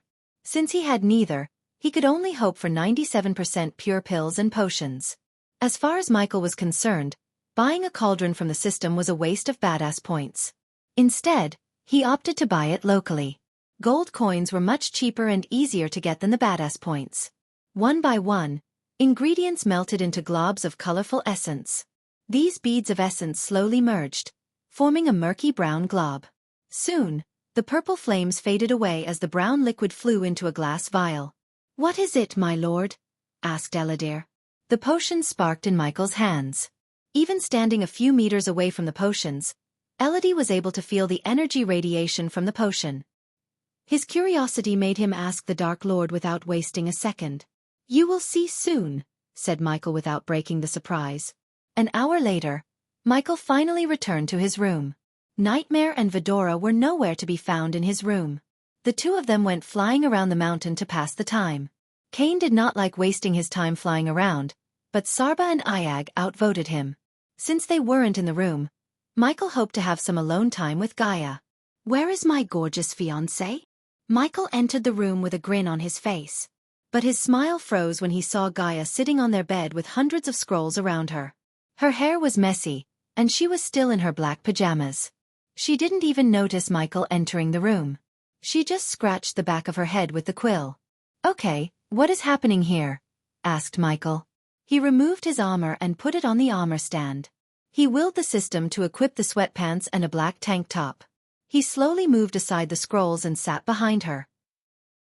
With full of love, he hugged her from behind and placed his head on her shoulder. "What's bothering you?" asked Michael. "The financial state of our order. We are in trouble, Michael," Gaia said with a grave voice. "We need to generate more income instead of solely relying on Giselle. The more we take from Giselle, the more attraction we draw from the world," Gaia sighed. Judging by the look in her eyes, Michael realized they were really in neck-deep trouble. To be honest, Michael had never meddled with the financial side of things. He let Gaia handle it because she had more experience managing than him. "We are running out of pirates to pillage. They are joining our ranks instead of fighting. So every day, the number of mouths we have to feed and pay for increases. At this rate, we'd be bankrupt in few months." "That bad, huh?" Gaia nodded. "Let's just hope Saber and his party return from the treacherous ocean with some treasures. It won't solve anything but temporarily fix our situation till AH." Suddenly Gaia shouted. "The fuck?" Gaia furiously turned around. "What part of our conversation made you think, oh, I should pinch her waist?" "The part where you being so pretty and cute," Michael kissed her on the cheek, pulling her down to the bed. He cuddled her so tight. "You are so annoying," Gaia giggled. Regardless of her tension and pressure, he made her smile. She got on top of Michael as he hugged her tight. The two of them could feel each other's fragrance and hot warmth. "Guess who is the 6-star alchemist in the Dark Ocean?" asked Michael with a sly grin. "Really? When did that happen? Why didn't you tell me?" Gaia asked as Michael chuckled. "I did. You just forgot." "Shit," Gaia smacked herself on the head. "I am Chori." Gaia rubbed her nose with Michael before kissing him on the forehead. "I should be the one to say sorry. I shouldn't have put all the financial side of things on your head. After we return from Nelnithar, I'll find a way to generate more income." "Nelnithar? Isn't that the elven kingdom filled with racist assholes?" "Yes," Michael chuckled. "Why do we need to go there?" asked Gaia. Michael heaved a sigh as he began to tell her everything that Claire had told him. After listening to Michael, Gaia felt pity for Claire. "I almost forgot Christopher and Elasha. We did give them our word we'd help Claire reunite with her family. When are we leaving?" Since Gaia lost her mother when she was little, she knew how Claire felt. It made Gaia sympathize with her. Besides, Claire was her friend. Hence they decided to help her. "After I break through to the immortal stage." The moment she heard Michael's words, her brows arched up. She couldn't believe him. "What the fuck? You just became a half-immortal?" Gaia wanted to punch him in the face. Noah was his rival, yet he was still stuck at the fusion stage. Meanwhile, Michael accumulated enough experience points to jump from half-immortal level 10 to immortal stage level 4. Gaia could only imagine how powerful he would become after reaching the immortal stage. It was really difficult not to feel jealous of his cultivation speed. What can I say? I am a god, Michael shrugged. How long will be your heavenly tribulation this time? Gaia asked. 10 days, said Michael. According to the system, his heavenly tribulation would last 10 days, and it recommended Michael find a safe place or make the dark ocean safe. Fortunately, Eliduri was working on creating a new array to prevent the lightning storm around the dark ocean from intervening in his heavenly tribulations. Michael had no interest in finding a new place. The dark ocean was the only place the Guardians wouldn't dare to come to. Even if they tried, the lightning storm and the weather would take care of them. Michael wasn't the same man he was a year before. He had a powerful army. Every day they grew in number and power. The only problem was the current financial state. Although Michael vaguely had an idea for a new source of income, he lacked the necessary things. Is it safe to trigger the tribulation here? Last time I almost died. Heavenly tribulation and the lightning storm do not make a good pair. Elidir will take care of it, said Michael. Chapter 779. The Dark Lord has triggered a tribulation again. A few days after Mutrad survived the slaughter and struck a deal with the Dark Lord, he was summoned by the Supreme Guardian. This was the first time Mutrad had stepped into the Winston Manor. The guards patrolling the premise looked proud and walked with their chests puffed up. Since Norvin accompanied Mutrad, the guards did not stop him. Mutrad descended to the ground. Noah is waiting in the garden. This way. Norvin gestured at Mutrad to follow him. Mutrad's heartbeat slowly rose. He was the Dark Lord's spy. So naturally, he felt an uneasiness in Noah's house. He hated being stuck between two gods. At least Noah was not as brutal and ruthless as the Dark Lord. Mutrad could still remember when Andreas revealed himself and told the entire world that Noah was the god of light. At that moment, Noah became the poster child for the fight against the Dark Lord. But the fear of the Dark Lord spread throughout the world like wildfire. The fear undermined Noah's rule and power. Moreover, Noah's feats were nowhere close to what the Dark Lord did. Mutrad slowly followed behind Norvin to the garden. They walked around the manor instead of through it. As he stepped into an elegant garden with a pond in the center, he noticed Noah's mother sitting on a bench and feeding the birds. Mother! Norvin smiled when she turned her gaze toward them. You are late, said Diana. Sorry. Norvin scratched the back of his head. She looked at Mutrad. Who is this? It's a pleasure to meet you, Lady Diana. I am Mutrad. Mutrad slowly bowed. For a moment, Norvin could swear he saw a glimmer of anger within Diana's eyes. But soon, the anger faded away as she smiled. You must be the representative of House Halrid. Yes, Mutrad nodded. He felt something strange about this woman. She looked gentle, yet something about her bothered him. He shoved his doubts aside. After meeting the Dark Lord, he doubted everyone. Wait here. I'll go send Noah. Diana quickly left the garden. Since Mutrad was tasked to apprehend the Dark Lord, he made it into Harriet's hit list. Mutrad was still alive because she did not want more heat to fall on Michael.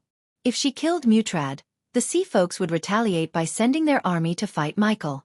The last thing Diana wanted was more trouble for her son. After Diana left, Mutrad sat on the bench with Norvin. You all right? Asked Norvin. Mutrad was not a very talkative person. But he was unusually silent ever since he returned from the Fire Realm. Granted, he met the Dark Lord face to face and lived to tell the tales. Yet Norvin couldn't help feeling amiss. Why wouldn't I be? You look worried. Is something bothering you? Mutrad rolled his eyes. He hated Norvin's concern. Unlike him, Norvin and Alicia escaped the Dark Lord using a teleportation scroll. They weren't there to see how the Dark Lord brutally slaughtered his men. Of course, something's bothering me. I just survived the Dark Lord. I was this close to dying, said Mutrad. About that, why didn't you use the teleportation scroll? You got one right? I wasn't lucky. After you teleported, the Dark Lord locked the space around us. I tried and failed, said Mutrad. It was a lie. He was petrified and failed to use the teleportation scroll. Ever since that day, Mutrad couldn't close his eyes. Because every time he did, he saw vividly how the Dark Lord slaughtered the men. To be honest, Mutrad wanted to return to his homeworld, leaving all this behind him. However, his elders ordered him not to. Hence, he had no choice but to remain in the land and spy for the Dark Lord. Otherwise, his homeland would become the next Ithilien. You are lucky, suddenly, Mutrad heard Noah's voice. He turned around to see Noah walking toward them. To Mutrad's surprise, Alicia was standing beside Diana at the doorway. After what had happened in the Fire Realm, Mutrad thought Noah would kick out Alicia. Imagine his surprise when he heard Noah actually married her. Mutrad failed to figure out what Noah was thinking. Even Alicia's family exiled her from the family. One thing was sure, the Winstons were either stupid or prepared to face the Dark Lord's wrath. If Mutrad had to bet on someone between Noah and the Dark Lord, he would choose the Dark Lord without a second thought. However, Mutrad dared not to underestimate Noah. According to Mutrad's men, Noah often went on secret adventures, leaving his post. It meant one thing: he was looking for something. Mutrad knew it must be something worth sacrificing his cultivation. Noah could have reached the fusion stage by now, yet he chose not to. Everyone in the guild wondered why. If he was going to face the Dark Lord, Noah had a long way to go. When Noah appeared, Norvin transformed himself into his natural form and climbed onto Noah's shoulder. Noah sat beside Mutrad with a smile. You are here and not under 6 feet. It means you are lucky, Mutrad, said Noah. I don't feel lucky, said Mutrad. There must be a reason why Ghost left you alive. Noah had doubts about why Ghost chose to leave Mutrad alive instead of killing him. Knowing how Ghost loved to make connections, Noah suspected Mutrad of being his spy. Lately, he and his teacher had more disagreements. But on Mutrad's matter, they both agreed that the Dark Lord might have turned Mutrad. There was no other plausible way to explain why Ghost spared Mutrad. Where are you getting at, Noah? Mutrad creased his brows. Nowhere. Just needed to get your side of things before closing the file on the Fire Realm incident, said Noah. Mutrad was surprised and almost couldn't believe Noah. He expected Noah to investigate the matter further. Contrary to his expectation, Noah said he was about to close the file. Don't be surprised, as though Noah had read Mutrad's mind. He asked him not to be surprised. It was not my operation or guild's. It's a mess the Arctic Hall and Sky Hall need to clean. If it wasn't for Alicia's involvement, I wouldn't have bothered about all this, Noah sighed. I just need to know what happened after Alicia and Norvin left the hall. I heard Ghost teleported the cage before killing everyone. Mutrad nodded. Did the Sky Hall meet Alicia afterward? Mutrad asked Noah. Unfortunately, no. Even Noah was surprised that no one from the Sky Hall bothered to meet Alicia after what happened in the Fire Realm. According to Andreas, the Sky Hall may have lost its ways. But Noah couldn't understand what's more important than the Dark Lord. The longer they let the Dark Lord free, the stronger he would become. Any Alpha Guardian could have killed Ghost a year ago without breaking a sweat. But now they were afraid of him. Almost everyone in the guild feared the Dark Lord. Noah wasn't surprised by their fear. He had done nothing to reassure them. Sadly, they would have to fear him long until he finds all the god-killing arrows. Until now, he managed to get 2 arrows. The Amazaroth founders went to great lengths to hide the arrows. Moreover, they forged replicas of the god-killing arrows to confuse the Dark Lord in case he searched for these arrows. Noah found 2 of these replicas. If it wasn't for the original arrow in his possession, he would have believed these replicas as the original ones. Mutrad saw no point in hiding what happened after Alicia and Norvin teleported. He told Noah everything except the fact that he had struck a deal with the Dark Lord. Noah was about to question Mutrad when a Winston family guard interrupted their meeting. Young Master Noah, there is someone from the guild who wants to meet you. He said it's urgent, said the guard. Bring him. Noah waited for the guard to return. A few moments later, the guard came with a guardian. To Noah's surprise, this guardian was one of the men he sent to the southern continent. Their task was to monitor the Dark Ocean and report back to him. Judging by the look on the guardian's face, Noah could tell something happened. The guardian looked reluctant when he saw Mutrad. It's okay. Tell us what happened, asked Noah. Not that Noah trusted Mutrad, but he wanted to see how Mutrad would react. Supreme Guardian, the Dark Lord has triggered a heavenly tribulation in the Dark Ocean. As soon as they heard the guardian, they were stunned. Norvin's eyes widened to the point it looked like his eyes were about to pop out. Mutrad's mind went blank. Is it Ghost, or someone else triggered the heavenly tribulation? Asked Noah. It's him, Supreme Guardian. He's trying to become an immortal. Mutrad felt that he made the right choice by striking a deal with the Dark Lord. He slaughtered the Arctic Hall's best men when he was just a half-immortal. How strong would he be after reaching the immortal stage? Definitely stronger than Noah. God or not, Noah was just a soul-refining stage cultivator. Meanwhile, the Dark Lord was about to reach immortality. We have to strike him down now. This might be our only opportunity, Norvin quickly said. However, Noah shook his head. Sending a team to interrupt his heavenly tribulation is like sending them to their deaths. He would not have triggered the tribulation without preparing for the worst. So are we going to sit around and wait for him to get stronger? Asked Norvin as Noah shook his head. I have plans, said Noah. Noah dismissed the Guardian before inviting Mutrad to a feast inside the manor. The rest of the day was pretty much uneventful. Mutrad just had his belly full of food and left the Winston manor. The Winstons were preparing for the baby shower as Catherine and Andres were expecting their second child. Almost everyone prominent in the Elon continent would come to bless the couples. Hence, everyone in the manor had work to their necks. Mutrad just hoped the Dark Lord wouldn't be one of the guests. Chapter 780. Second armor piece. On the sixth day of Michael's heavenly tribulation, Adelia was flying about an endless ocean alone. The horizon seemed to be stitched with a silver line. The sea beneath her murmured with hypnotic waves. The palpitating pulse of the sea was steady and peaceful. It soothed her soul to hear the rhythmic songs the waves and the wind composed. A warm, tangy smell came from the sea as she flew. The dazzling moon glowed as much as the sun. Suddenly, she dived down into the ocean. As soon as her body touched the water, she transformed herself into her snake form. In her snake form, she was a monstrous silver snake with diamond-like scales. Her silver scales reflected the light as she swam deeper into the ocean. The deep sea was a world of its own.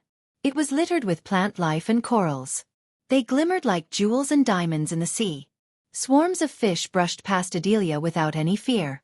Adelia didn't even need a light source to navigate through the sea. Instead, she had the luminous stones to light her path. She wondered how a ruin could be in the sea. But she trusted the Dark Lord. Apparently, the second armor piece was hiding in ruin under the sea. After swimming for a few minutes, Adelia noticed two corals the size of boulders next to each other. There was a crack between the two corals. That must be it, thought Adelia. She hastened her speed. For some reason, the closer she got to the boulders, the lighter she felt. She was surprised to see several runes glowing in the boulders. The runes created a beam of light that scanned Adelia from top to bottom. To her surprise, the silver light turned green as the two boulders slowly moved aside. As a result, the crack between them grew wider, revealing a path into the ground. Adelia cautiously swam into the crack. Inside the crack, everything was dark. She had to rely on the distant light. For a few minutes, she was completely blind. Even her Naga eyes didn't help her see in the dark. The darkness around her was exactly like the darkness around the Dark Lord, except this was several times stronger than she felt. Of course, it was stronger because this place was built by the past Dark Lord who was on another level compared to the current Michael. Finally, she saw the light at the end of the tunnel. She hastened her speed. When she reached the light, something pulled her into it. Suddenly, she was standing in a dungeon rather than in the deep sea. She looked around the place. Everywhere she turned, she could see nothing but dark walls. She took a step forward as a torch beside her lit up. One by one, torches lit up, lighting the place. The place creeped out Adelia. She almost regretted taking the task. At first, the Dark Lord considered sending Saber to retrieve the armor piece.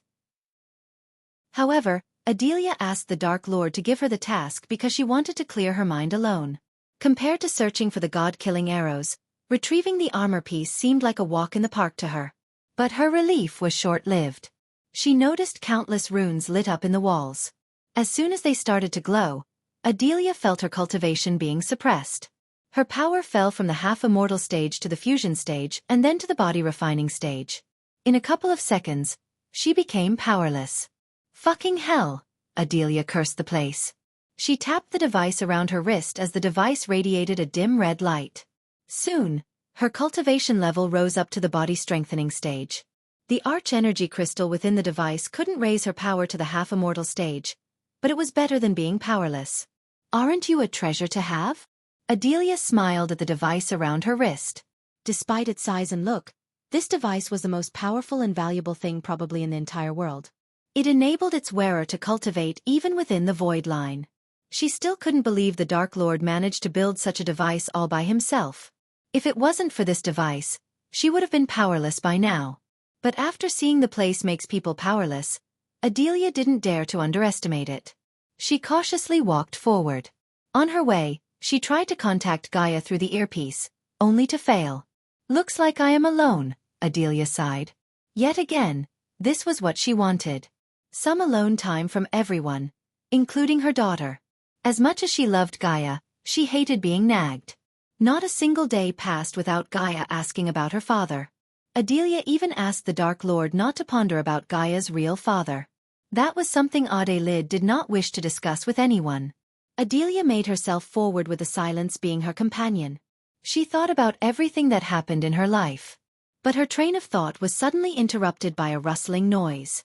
She halted her steps, focusing on the darkness before her. She could mildly hear some footsteps. Slowly, she placed her hand on the katana dangling on her waist. She flicked the sheath as the katana popped out with a clicking sound. The air suddenly started to reek of blood and pungent rotting skin. Unfortunately, she was familiar with this smell. The last time she smelled something putrid was when she visited Dalar's workshop on the undead island with Gaia. Coupled with the slow footsteps and the smell, she had a good guess about what was approaching her. Soon, a grayish-skinned figure with dead eyes staggered toward Adelia. She could smell the toxic pong from their body odors. Their crazy, diseased eyes would terrify an oblivious man. To Adelia, they were nothing but annoyances. She took a step forward, keeping her hand on the katana's hilt. The undead tilted its head as it reached out toward Adelia.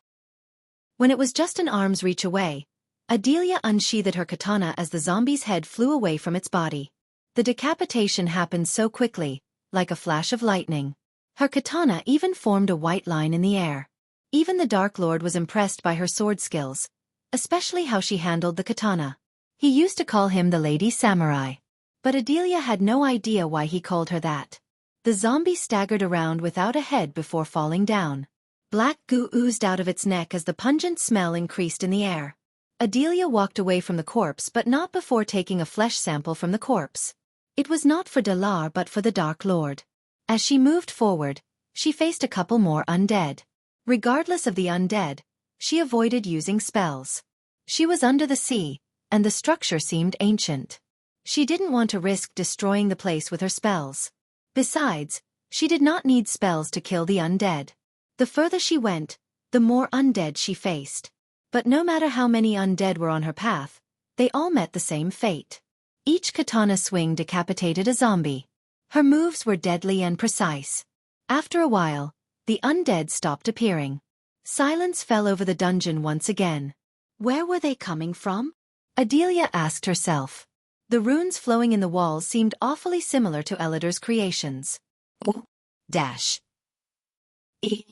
This time travel thing fucks with my brain, Adelia kicked the wall. She wondered how this place would remain still if the previous Dark Lord reset the entire universe. The only explanation she had was the previous Dark Lord was powerful enough to leave some places untouched by the time-traveling array. Otherwise, the first energy and the armor pieces couldn't exist in the current timeline. She continued to walk in utter silence for another 30 minutes. Luckily, she came across no undead. Still, she didn't feel relieved.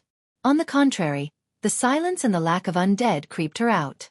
If the past Dark Lord had built this place, she knew he must have placed traps and obstacles to stop outsiders from getting to the armor piece. Her instincts were proven right when she heard a loud thud from several meters ahead of her. The ground started to shake as though something gigantic was approaching her. She halted her steps and waited for it to reveal itself. A few seconds later, she vaguely saw a giant bat-like creature walking on two legs toward her. The creature roared at Adelia. It looked at her with eyes burning with rage. Suddenly, it pounded its chest like a gorilla. So the past Dalar managed to create some fucked-up creatures, huh? Adelia snickered. Judging by how ugly the creature was, she knew it must be one of Dalar's creations. No one in the Dark Lord's army could create such an ugly abomination except for Dalar. The creature slowly moved forward. Each of its claws looked as sharp as the katana in her hand. Despite its ugliness, the creature seemed to possess some intelligence. Otherwise, it would have dashed forward instead of slowly taking steps. Since the path wasn't wide enough to move around, they had to face each other head-on. The creature growled as Adelia took a step forward. Adelia's grip around the hilt tightened. She looked ambler in front of the 8-feet monster before her. It waited for Adelia to make the first move. She didn't disappoint the creature as she dashed forward. At that moment, she had no idea this creature was one of the many obstacles created by the Dark Lord. To get the armor pieces, she had to overcome each and every obstacle. Chapter 781. The trials for the second armor piece. The creature deflected Adelia's katana with its claw. Sparks flew from the collision. Adelia almost lost the katana due to the massive force. She quickly slid under the creature. The creature stomped the ground as Adelia leaped away from it. The creature roared. It opened its thin wings. Adelia anticipated the creature's next attack. As it flapped its wings, Adelia raised her hand, creating a jade shield to block the wind blast. The creature did not back off with one flap. Instead, it flapped its wings again and again. The dungeon began to tremble. Bits and pieces of the ceiling crumbled down. "Oh no! You are going to kill us both," Adelia snickered. She quickly dashed at the creature to prevent it from destroying the place. The creature swung its front legs. Adelia slid under its arms and cut its thigh. Blood spurted out as the creature roared in pain. The creature stumbled down. Her blade cut several inches deep into its thighs. The creature stomped the ground. Adelia tried to leap away, but the shock wave blasted her onto the wall behind before she could escape. The creature's eyes burned with rage and pain. To Adelia's surprise, the creature picked a handful of soil and rubbed it in its wound. The creature again surprised Adelia by taking the torch and burning its wound. Finally, the bleeding stopped. Adelia had to admire the creature's intelligence. This time, the creature dashed at Adelia with lightning speed. Even Adelia failed to roll out of its path. As a result, the creature swatted Adelia like a bug. The force threw Adelia onto a wall. She coughed blood. Without twisting any second, Adelia quickly retrieved a healing potion from her space ring and chugged it down her throat. She immediately felt revitalized. Cuts and bruises on her body faded away. Seeing her use the healing potion, the creature shrieked. It pounded its chest as though it hated her using the potion. "Do you hate that ugly?" Adelia antagonized the creature. Once again, the creature dashed at her faster than before. Adelia did not move. On the contrary, she pressed her feet on the ground and stayed still. When the creature swung its claws, Adelia bent backward, evading the claws. After missing the target, the creature lost its balance for a second. Adelia immediately utilized this by leaping onto the creature's back. She used arch energy to speed up her moves. Before the creature could retaliate, Adelia landed straight on its back. She plunged the katana into the creature's neck. She was about to slice its neck, cutting the cord, when the creature jumped upwards. Since Adelia was on its back, she hit the ceiling pretty hard. The force almost turned her inside into outside. She fell off its back as her katana was still stuck into its back. The creature quickly grabbed Adelia and hit her against the ground. It sent Adelia flying with a single kick. Adelia's vision blurred. Blood oozed out of her nostrils and mouth. "I am fucking done with this," Adelia coughed. The creature pounded its chest once again. It waited for Adelia to use the healing potion. On the contrary, Adelia picked herself up without using the healing potion. Her pupils flickered. When she blinked, her human pupils turned vertically slit like a snake's. Under the creature's furious gaze, Adelia's body transformed. The creature took a step back in feet in a few moments. She went from human to giant snake. She stood 9 feet tall. Adelia hissed. She slithered toward the creature. It hit Adelia with its claws, yet its claws couldn't even graze her skin. Her body moved around the creature. The creature tried to leap away, but Adelia coiled around the creature. The creature was trapped. She slowly squeezed the creature with her body. "Chia!" The creature roared as it violently swung its claws left and right. Adelia didn't feel anything. Her skin scales were like steel. No matter how hard the creature tried, it couldn't harm Adelia. The creature's roar slowly turned into a scream.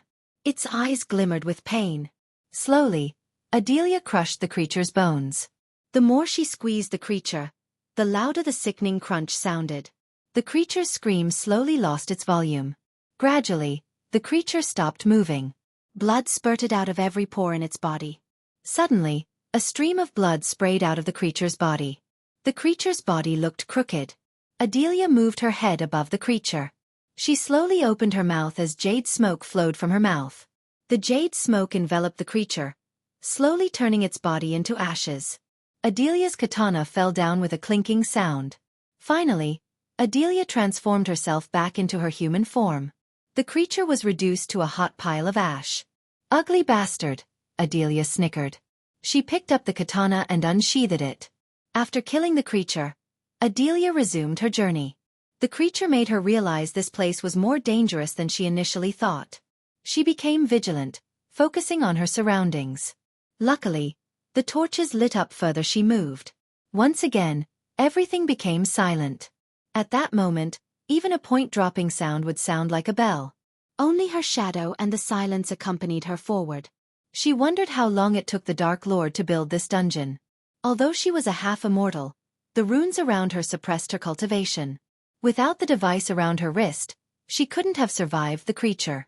If someone else had entered this place somehow, they would have been the creature's food by now. The silence lasted for a few more minutes. Then, she began to hear the undead growling once again. Compared to the creature, these undeads were just an annoyance in her path.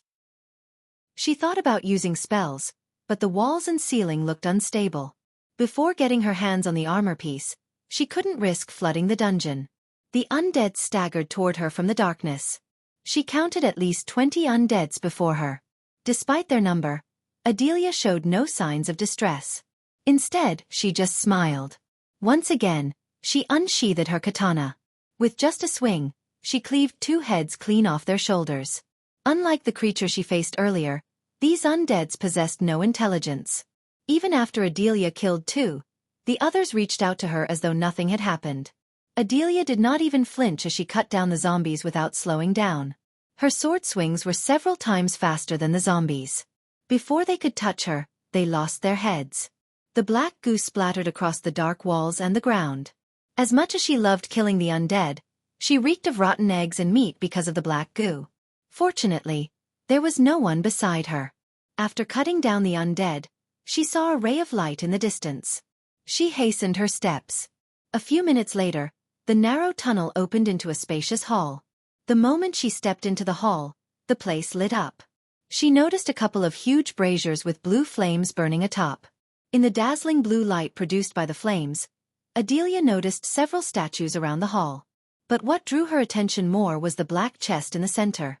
The chest was sat on top of a pillar. When she looked closer, she noticed a giant lock with 5 keyholes. The ray of light peeked through the ceiling and illuminated the dark chest. The armor piece must be inside, Adelia mumbled but didn't take another step forward. She looked around the hall, counting the 5 statues. 5 keyholes, 5 statues. "I have a bad feeling about this," said Adelia. Each of the statues looked distinct. One of them resembled the bat creature she fought earlier. The others looked weird and bizarre. Adelia took a deep breath before taking another step.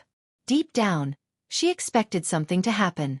Just as she expected, one of the statues trembled the moment she stepped forward. This statue looked like a gargoyle. Pieces of stone crumbled down from the statue, revealing its jade skin.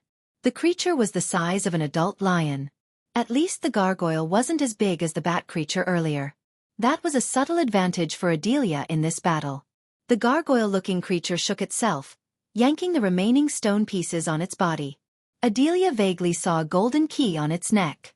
If she had to guess, she would say this key would fit the keyhole in the lock.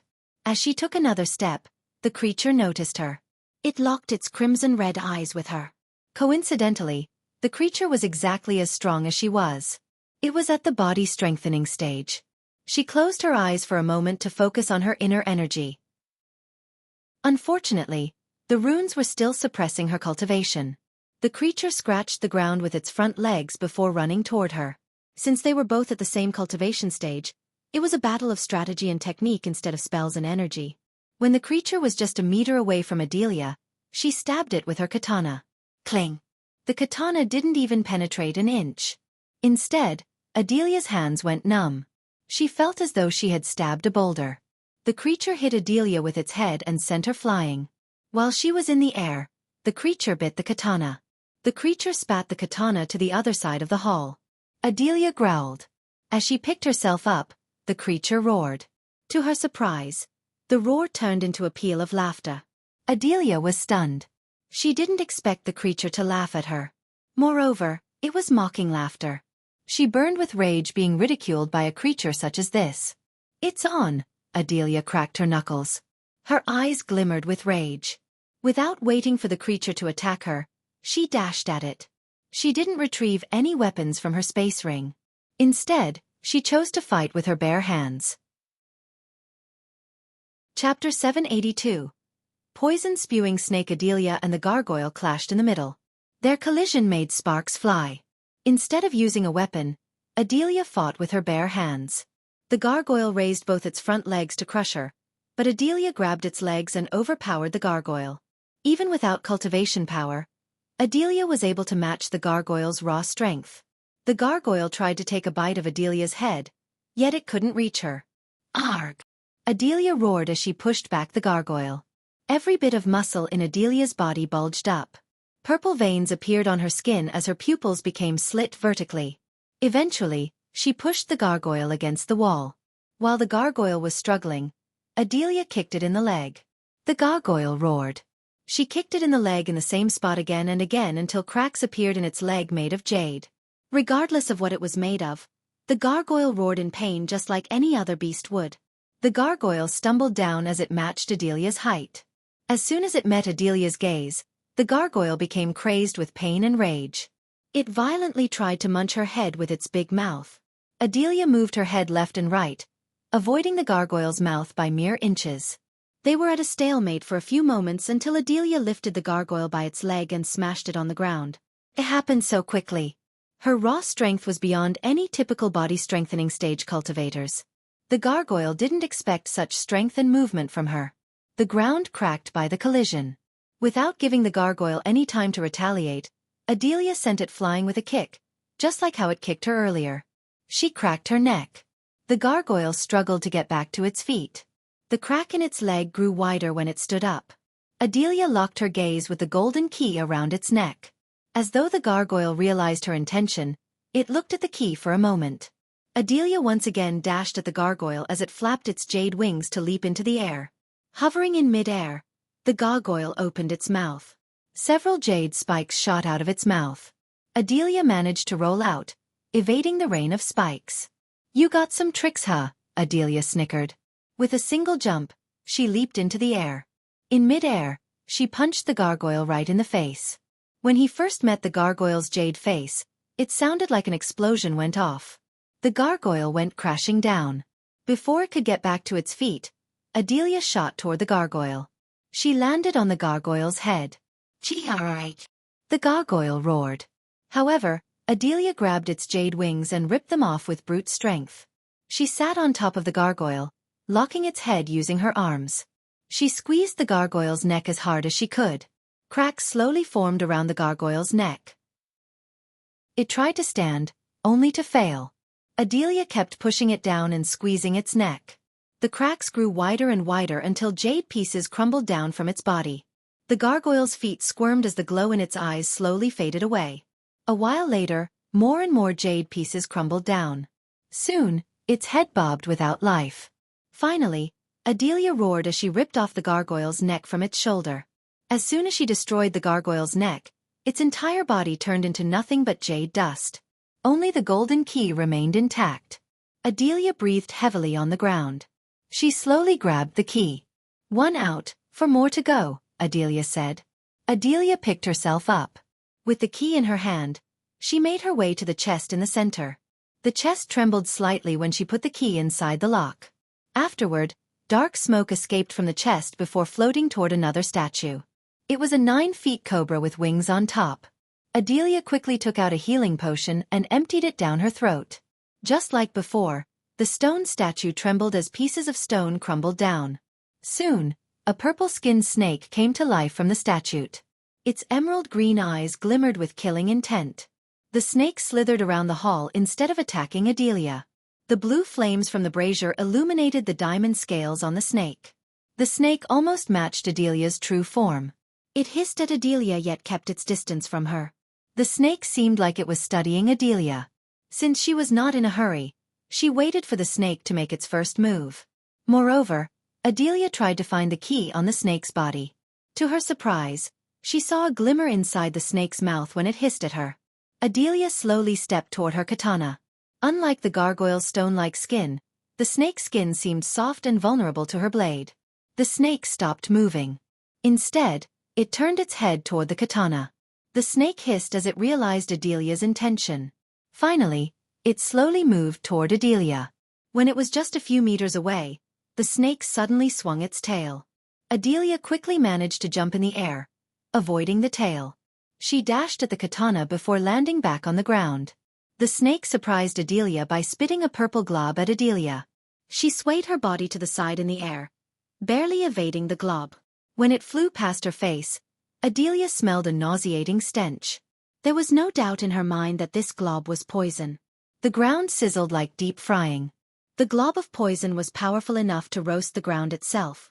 Adelia could only imagine what would happen if the poisonous glob landed on her skin. The snake continued to shoot out purple globs as Adelia finally grabbed the katana. One of the globs landed right where the katana was a moment ago. She wasn't sure the katana could survive the poison. As a Naga, Adelia was able to gauge how poisonous the glob was.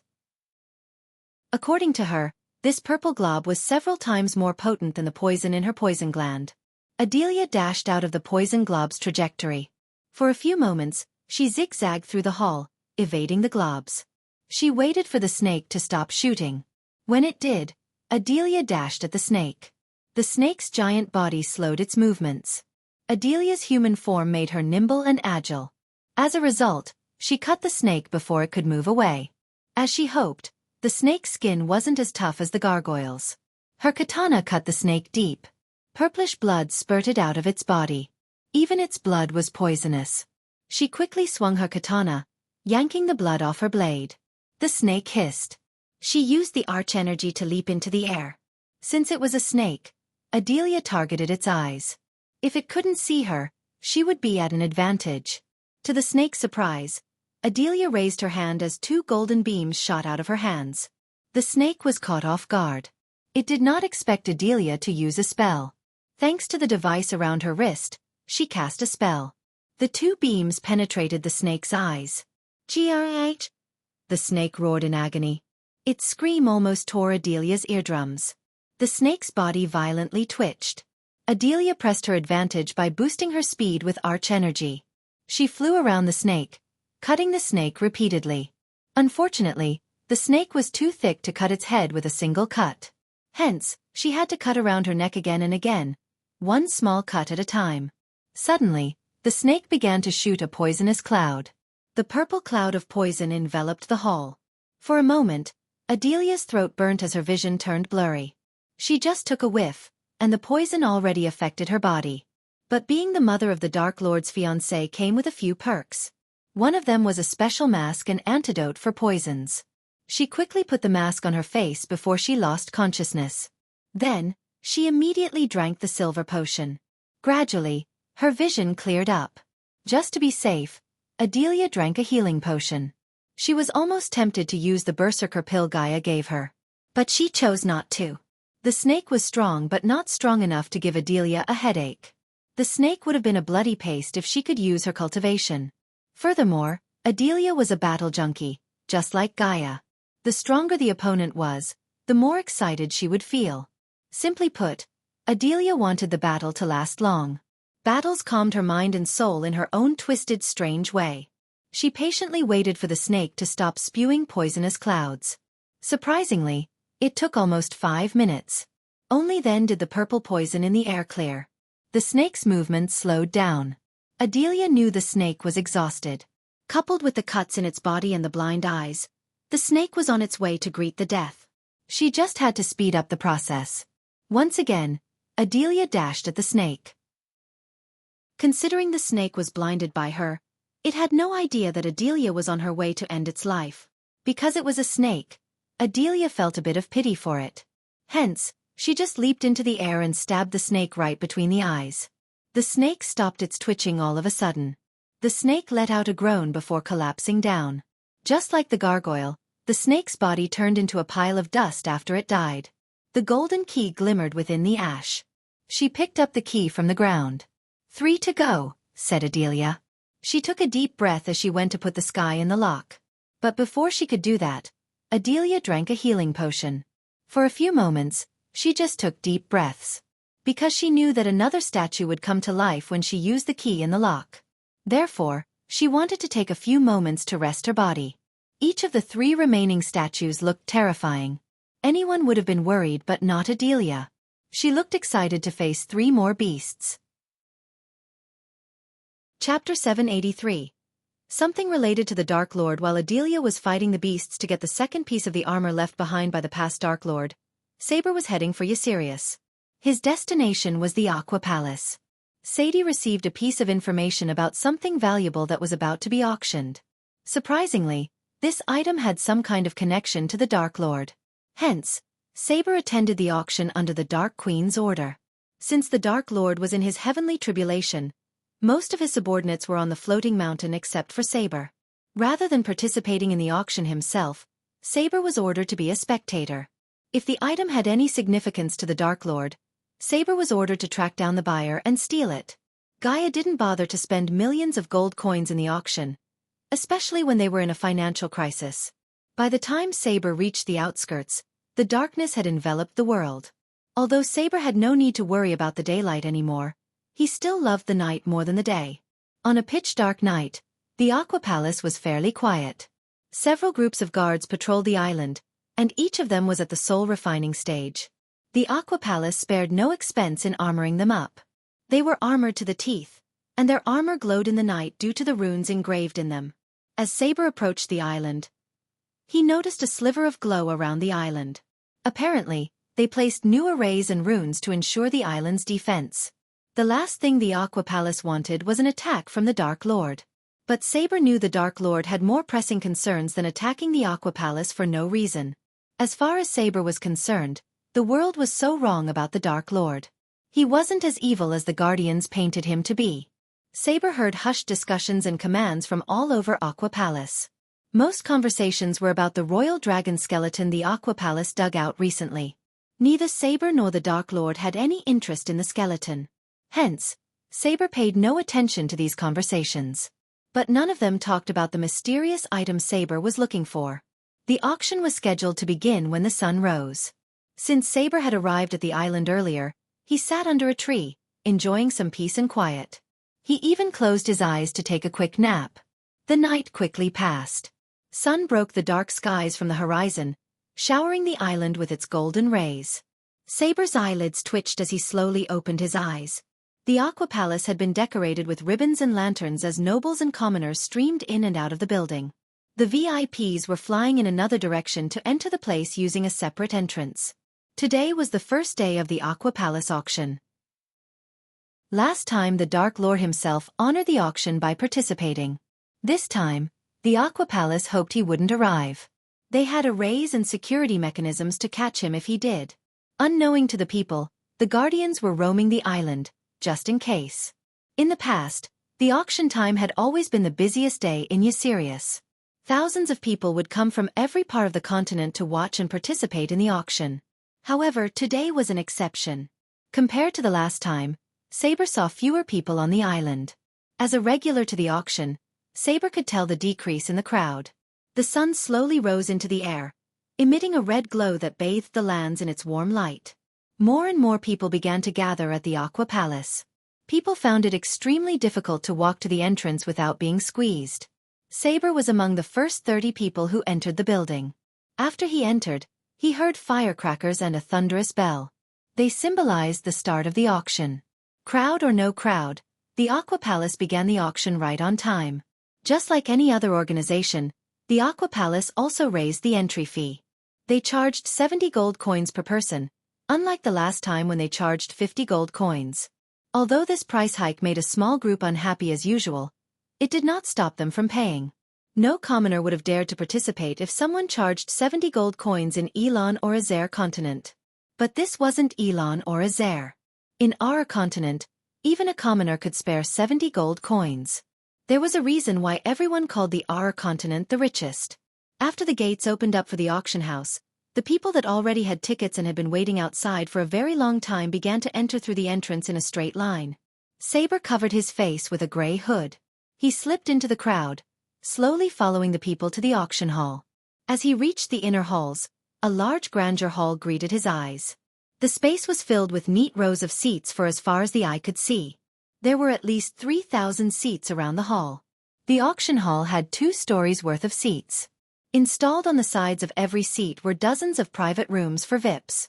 A tinted glass wall separated each room. The VIPs could clearly see the outside through the tinted glass, but no one on the outside could see what was happening inside.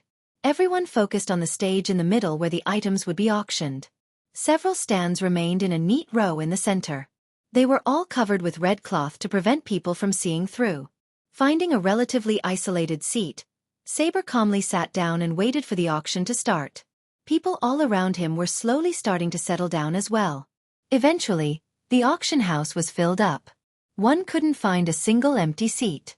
Changing the auction hall was a great tactic by the Aqua Palace. If they had held this auction in the hall they used last year, many seats would have been empty. This would have ruined the Aqua Palace's reputation. They knew there would be fewer crowds than the last time. Hence they chose a smaller hall. The Dark Lord was one of the biggest reasons for the decrease in the crowd, but the Aqua Palace refused to admit that. Just as the final seats were taken and everyone had settled down, Saber heard another set of firecrackers exploding. People curiously stared at the stands as the red cloth slowly began to rise. One by one, the concealed items were revealed to the crowd. A few moments later, an elderly man descended to the center from the sky. He was the auctioneer, Rixtun, the same man who auctioned the items when Michael was here. Rixtun's eyes swept the audience as he cleared his throat before introducing himself. Honored guests, I thank you all for participating in our Aqua Palace's annual auction. I, Rixtun Bash, will host this year's auction. I hope everyone will buy an item or items they longed for. Rixtun paused for a moment to clear his throat once more before continuing to speak. Due to recent events, you may notice more guards and security arrays. They are in place to safeguard the people. So rest assured you can be at peace. Now without further ado, I'll declare that the auction has officially begun. Rixtun looked over his shoulder as a young, elegant woman slowly walked to his side. She gently put her hand into the first glass box and lifted up a golden pill. She raised her hand so everyone could clearly see the energy radiating from the pill. Honored guests, we shall now auction away the first item. Rixtun looked at the pill before turning his gaze back at the crowd. E. The very first item is a blood lily pill. For the honored guests unfamiliar with this item, only 12 pills exist in the world. They were concocted by legendary alchemist Ingrid Stenham. Many people looked clueless. As though Rixtun had expected this reaction from the crowd, he explained further. Ingrid Stenham was a 6-star alchemist and the first supreme guardian of the Guardian Guild. Her mastery of alchemy is still unmatched. These pills were one of the few gifts she left behind before ascending to the higher realms. Those who looked clueless gasped after Rixtun explained. Even an oblivious man knew about the status of a supreme guardian. Moreover, Rixtun said she had ascended to higher realism. This was enough to make people shudder in shock. As a member of the Order, Saber knew everything about Ingrid Stenham. For instance, he knew that she was one of the Maze Roth founders. Consuming this pill would clear any bottlenecks in your cultivation. Furthermore, you won't have any bottlenecks in the future at all, said Rixtun. Many nobles leaned forward in their seats. Their eyes lit up as many were stuck at the same stage for decades due to bottlenecks. This pill could finally enable them to break through to the next stage.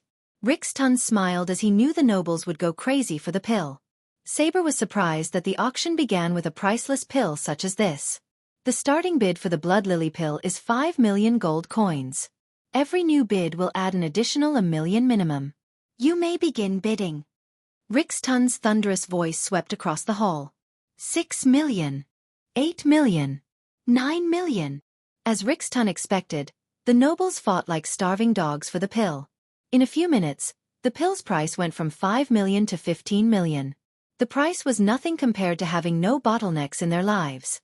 Saber calmly watched the nobles fight for the pills with a faint smile on his face. The order had no need for such a pill when they had the Dark Lord. After a fierce battle, the pill bottle was sold to the highest bidder for 25 million gold coins. Saber's eyes were focused on the items behind Rick's ton. Among them, none seemed to have any connection to the Dark Lord. Maybe he was wrong, but waiting was the only option he had. The pendant on Saber's neck dimly glowed as Gaia was looking at the auction through the pendant from the dark ocean. "Sadie better be right about this," Saber heard the Dark Queen's voice in his head. Chapter 784. Third armor piece. Rick's ton auctioned several interesting items for humongous prices after the pill. But Saber had no interest in any of them. Nothing seemed to have any connection to the Dark Lord at all. He may not have a clear idea about the item, but he wasn't stupid either. He knew better than to think a spell scroll or a rune mastery book had any significance to the Dark Lord. The auction continued for another hour until Rick's ton announced a short break before continuing. Many hated the hustle of leaving the hall and coming back. Hence they stayed still. But the nobles and the VIPs went outside to take some fresh air. Meanwhile, Saber looked at his surroundings and noticed a few guardians among them. Saber doubted the soul refining stage guards and a few fusion stage guardians could stop the Dark Lord if he decided to attack. Fortunately, Saber concealed his cultivation stage with the help of Elidar's rune.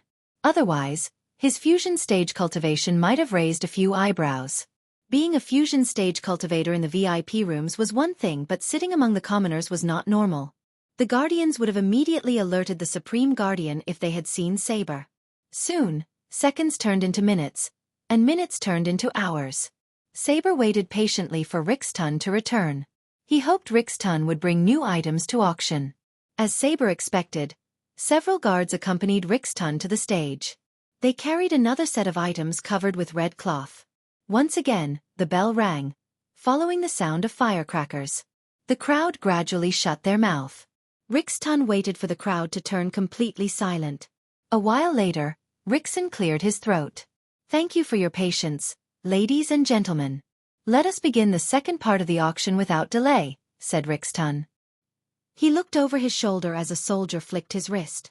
A bright light shot out of the soldier's finger. The very next moment, something covered in silver cloth appeared before Rick's ton. Saber slightly leaned forward. Unlike the other items, this one was covered in thick silver cloth. Besides, the soldiers around the item looked a bit confused and flustered. Saber saw a glimmer of doubt and uneasiness in Rick's ton's eyes. Just like Saber, everyone in the auction hall had their eyes glued to the black cloth-covered thing. Saber faintly heard a faint crackling noise coming from the thing. Rick's ton let the people speculate for some time. Eventually, Rick's ton placed his hand on the cloth. As the host slowly lifted the silver cloth up, the hidden object underneath was finally revealed to the eagerly anticipating crowd. Underneath the cloth was a piece of armor. To be more precise, a grayish armor. It could cover one's entire right arm from shoulder to wrist. The armor looked ancient. Tiny crimson-red lightning bolts crackled around the armor piece. Saber was stunned. This armor piece, without a doubt, belonged to the Dark Lord because he had seen another piece of the complete set. Although the armor piece brought to the Dark Ocean by Adelia was in much better condition than this one, it certainly belonged to that set. For a moment, Saber's mind went completely blank. According to the Dark Lord, each piece was severely guarded and hidden from the rest of the world. But the Aqua Palace somehow managed to get their hands on the armor piece. The armor looked like it had been buried in the ground for decades. Saber could barely see the runes and designs engraved in the armor. Surprisingly, the armor piece radiated no energy. Except for the red lightning bolts coiling around the armor, it looked no better than worn-out armor. People looked confused and interested at the same time. "What the fuck am I looking at? Is that an armor piece?" Saber heard Gaia's shocked voice. "How did they get it?" Gaia was stunned. She took a closer look at the armor through the spider on Saber's neck. Judging by its look, the armor piece looked similar to the other. The engraving of a skull on the shoulder plate looked exactly like the Dark Lord's symbol. So unless this was an elaborate scheme to trap the Dark Lord once again, Gaia knew that the armor piece must be genuine. The armor piece sat in a glass box under everyone's curious gazes. Looking at the armor, many began to murmur among themselves. What kind of armor is that? It looks rather worn out. Where is the rest of the armor set? Let's hear what Rixton has to say about the armor piece. It looks special to me. Yeah, look at the lightning bolts around it. Red lightning. It's definitely something special. If I had to bet, I wouldn't go past million gold coins. After the armor was revealed, the originally quiet auction house instantly buzzed to life. Everyone's gazes fell on the armor in the glass box. The sounds of intense discussion and gasps of amazement overlapped ceaselessly. Among the people present, quite a few had lived for dozens of years yet had never seen such an armor piece. Ladies and gentlemen. Rixton silenced the murmuring with his words. His thunderous voice swept across the hall as the discussions about the armor gradually died down. Rixton smiled, looking at the hundreds of thousands of people attending the auction, and loudly declared, "Our team of adventurers recently unearthed this armor in Gimgular after the battle between two fusion stage cultivators," said Rixton. Everyone in the hall knew about this big battle that happened a few months ago in a dwarven kingdom.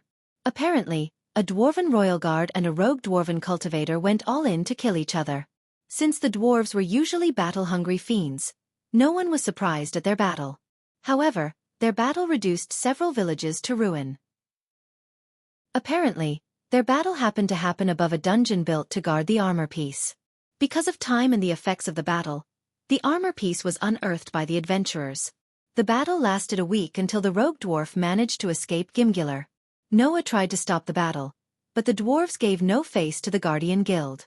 They even rejected the Empress' request to send dwarven forces to stop the battle before more dwarves became homeless or dead. If Michael had known their battle would expose his armor piece, he would have taken out the two dwarves and retrieved the armor himself. According to our scholars, this armor piece was forged using an unknown or which had gone either extinct or came to this world from higher realms. People gasped in shock. Rixton's words piqued their interest in the armor piece. As an experienced auctioneer, Rixton knew how to raise an item's value with just words. This armor piece is engraved with several runes, which we believe might lead to the other armor pieces. In its full form, our scholars believe this armor could withstand a half-immortal's attack. Rixton paused for a moment. Although we do not recommend it, one can melt down the armor to forge an unstoppable weapon out of this strange ore. I am going to fucking kill that son of a bitch, Gaia roared after hearing Rixton's words. Just the thought of someone melting the armor piece made Gaia's blood boil. As you can see, this armor creates these bolts of red lightning. I was assured that we could have unearthed the armor's secrets if we had more time. But the Aqua Palace has decided it's better on your hands than on ours, said Rixton. He omitted that their scholars completely failed to learn anything about the armor piece. They knew better than anyone this armor was useless without the rest of the pieces. In fact, the Aqua Palace didn't even battle test the armor. They feared any attacks on the armor piece would wreck it completely, thus making the armor piece a scrap. In other words, the Dark Lord made sure even if someone had managed to get the piece of armor somehow, they wouldn't be able to use it at all. The Aqua Palace had a rule not to wear any armors they unearthed from unknown ruins. They came up with this rule when someone in the Aqua Palace wore armor cursed by a powerful elven witch. The Aqua Palace almost went extinct at that time. Ever since then, they had a strict rule not to wear or use anything unknown to them. This rule saved them once again as the Dark Lord armor piece was engraved with deadly runes. They would have turned to dust if someone else had worn the armor. The armor piece may look old and worn out, but it was still capable of killing people. Whoever wins the bid for the armor will get 1 hour with a 5-star runemaster and blacksmith from the Aqua Palace. You can learn more about this armor from the best of the bests, said Rixton. Some of the VIPs became really excited by the armor. They were the collectors who invested in ancient items such as this armor. Idiots didn't even consider the armor might belong to the Dark Lord, Gaia snickered. But she couldn't blame them either. The past Dark Lord left these armor pieces before resetting the timeline. No one, even Michael, had no idea how long the past Dark Lord lived from his time. What happened to the past Dark Lord was the biggest mystery Michael had come across in his life. Fortunately, Adelia was one step closer to figuring out the previous Dark Lord's life. Let us start the bid for the armor piece. The starting price is 3 million gold coins. Each bid should increase by 2 million. 6 million. Someone from the VIP room bid for the armor. Don't let the armor piece out of your sight, Saber. When he wakes up, I want to present this to him. So don't disappoint me, Gaia said in a stern voice. You want, said Saber. 8 million, 10 million, the VIPs and the nobles continued to raise the bid. Rixton was really surprised by their bids. But he didn't know that one of the bidders was the war god of Gondolin. At that moment, both a war god and a vampire were hoping to get their hands on the armor. Only time could tell who would emerge as the victor between them. Chapter 785. War god of Gondolin. While Saber was following the third armor piece, Adelia was breathing heavily inside the dungeon. She had defeated 4 beasts and was fighting the last one. Unlike the previous 4, the last one was not any typical beast. It was just a giant blob of goo that was immune to all physical and magical attacks. She had been fighting the red blob of good for 5 hours. She was exhausted. No matter how hard she hit the blob, she couldn't hurt it at all. It neither had any limbs nor a face. Hence, it was tough for her to tell what the beast was thinking or about to do.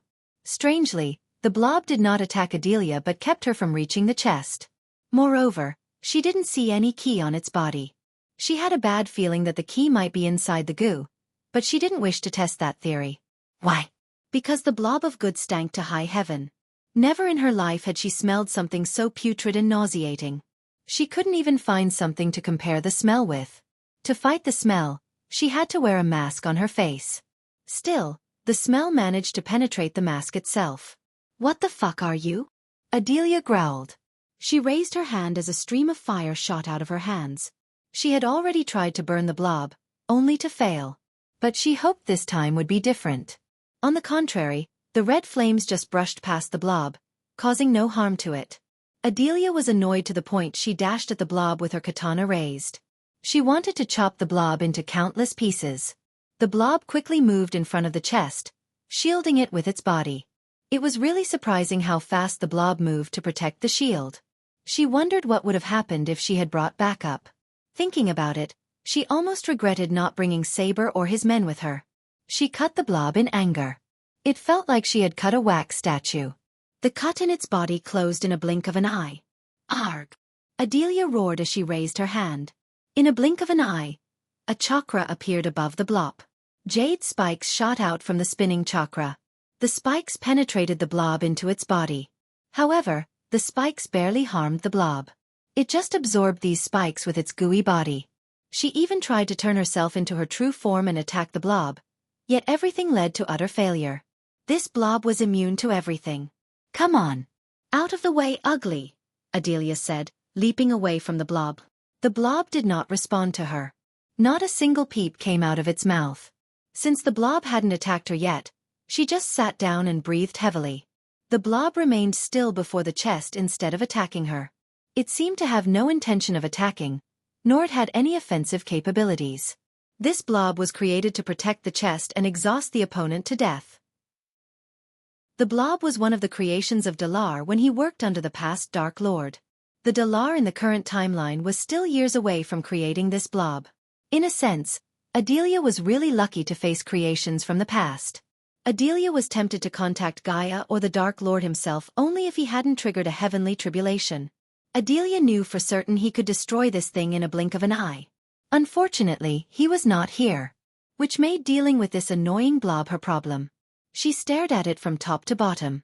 For the first time in many years, Adelia had no strategy to defeat the monstrosity before her. Silence fell over them. For a few moments, Adelia was on the ground, taking deep breaths. The blob did not move an inch away from the chest. Suddenly, Adelia had a crazy idea in her mind. This should better work. Adelia picked herself up. She sheathed her katana and cracked her neck. Finally, Adelia dashed at the blob once again. On her way to the blob, she raised her hand as a stream of energy shot out of her hand. The energy beam went straight through the blob. As a result, a hole was formed in its center. Adelia immediately increased her speed. Before the hold could close, Adelia leaped into the blob. For the first time, the blob let out a growl. The hole closed up with Adelia inside. The blob grew in size as it frantically moved around the hall. Soon, a bright light emerged within the blob. The temperature in the room slowly rose to the point the blob started to melt down. Adelia roasted the blob from the inside. It rolled and leaped into the air, trying to save itself. However, nothing worked in its favor. The blob slowly melted into a red ooze. It formed a puddle that resembled blood on the ground. The air around the blob reeked of putrid stench. It stank to the point one would die of suffocation. Fortunately, Adelia was inside the blob. The growling noise that came from the blob gradually sounded louder. Eventually, the blob exploded into pieces. Adelia fell down to the ground with a thud.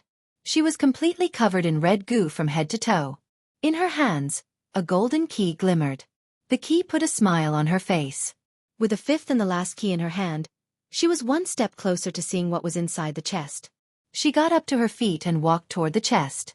Wasting no time, she put the key in the hole. As soon as she put the key in, she heard a clicking noise. A dark smoke slowly rose from the chest. The chest slowly opened, revealing an ancient piece of armor, just like the Dark Lord said. She couldn't help smiling and sighing in relief. Finally, she picked up the armor from the chest.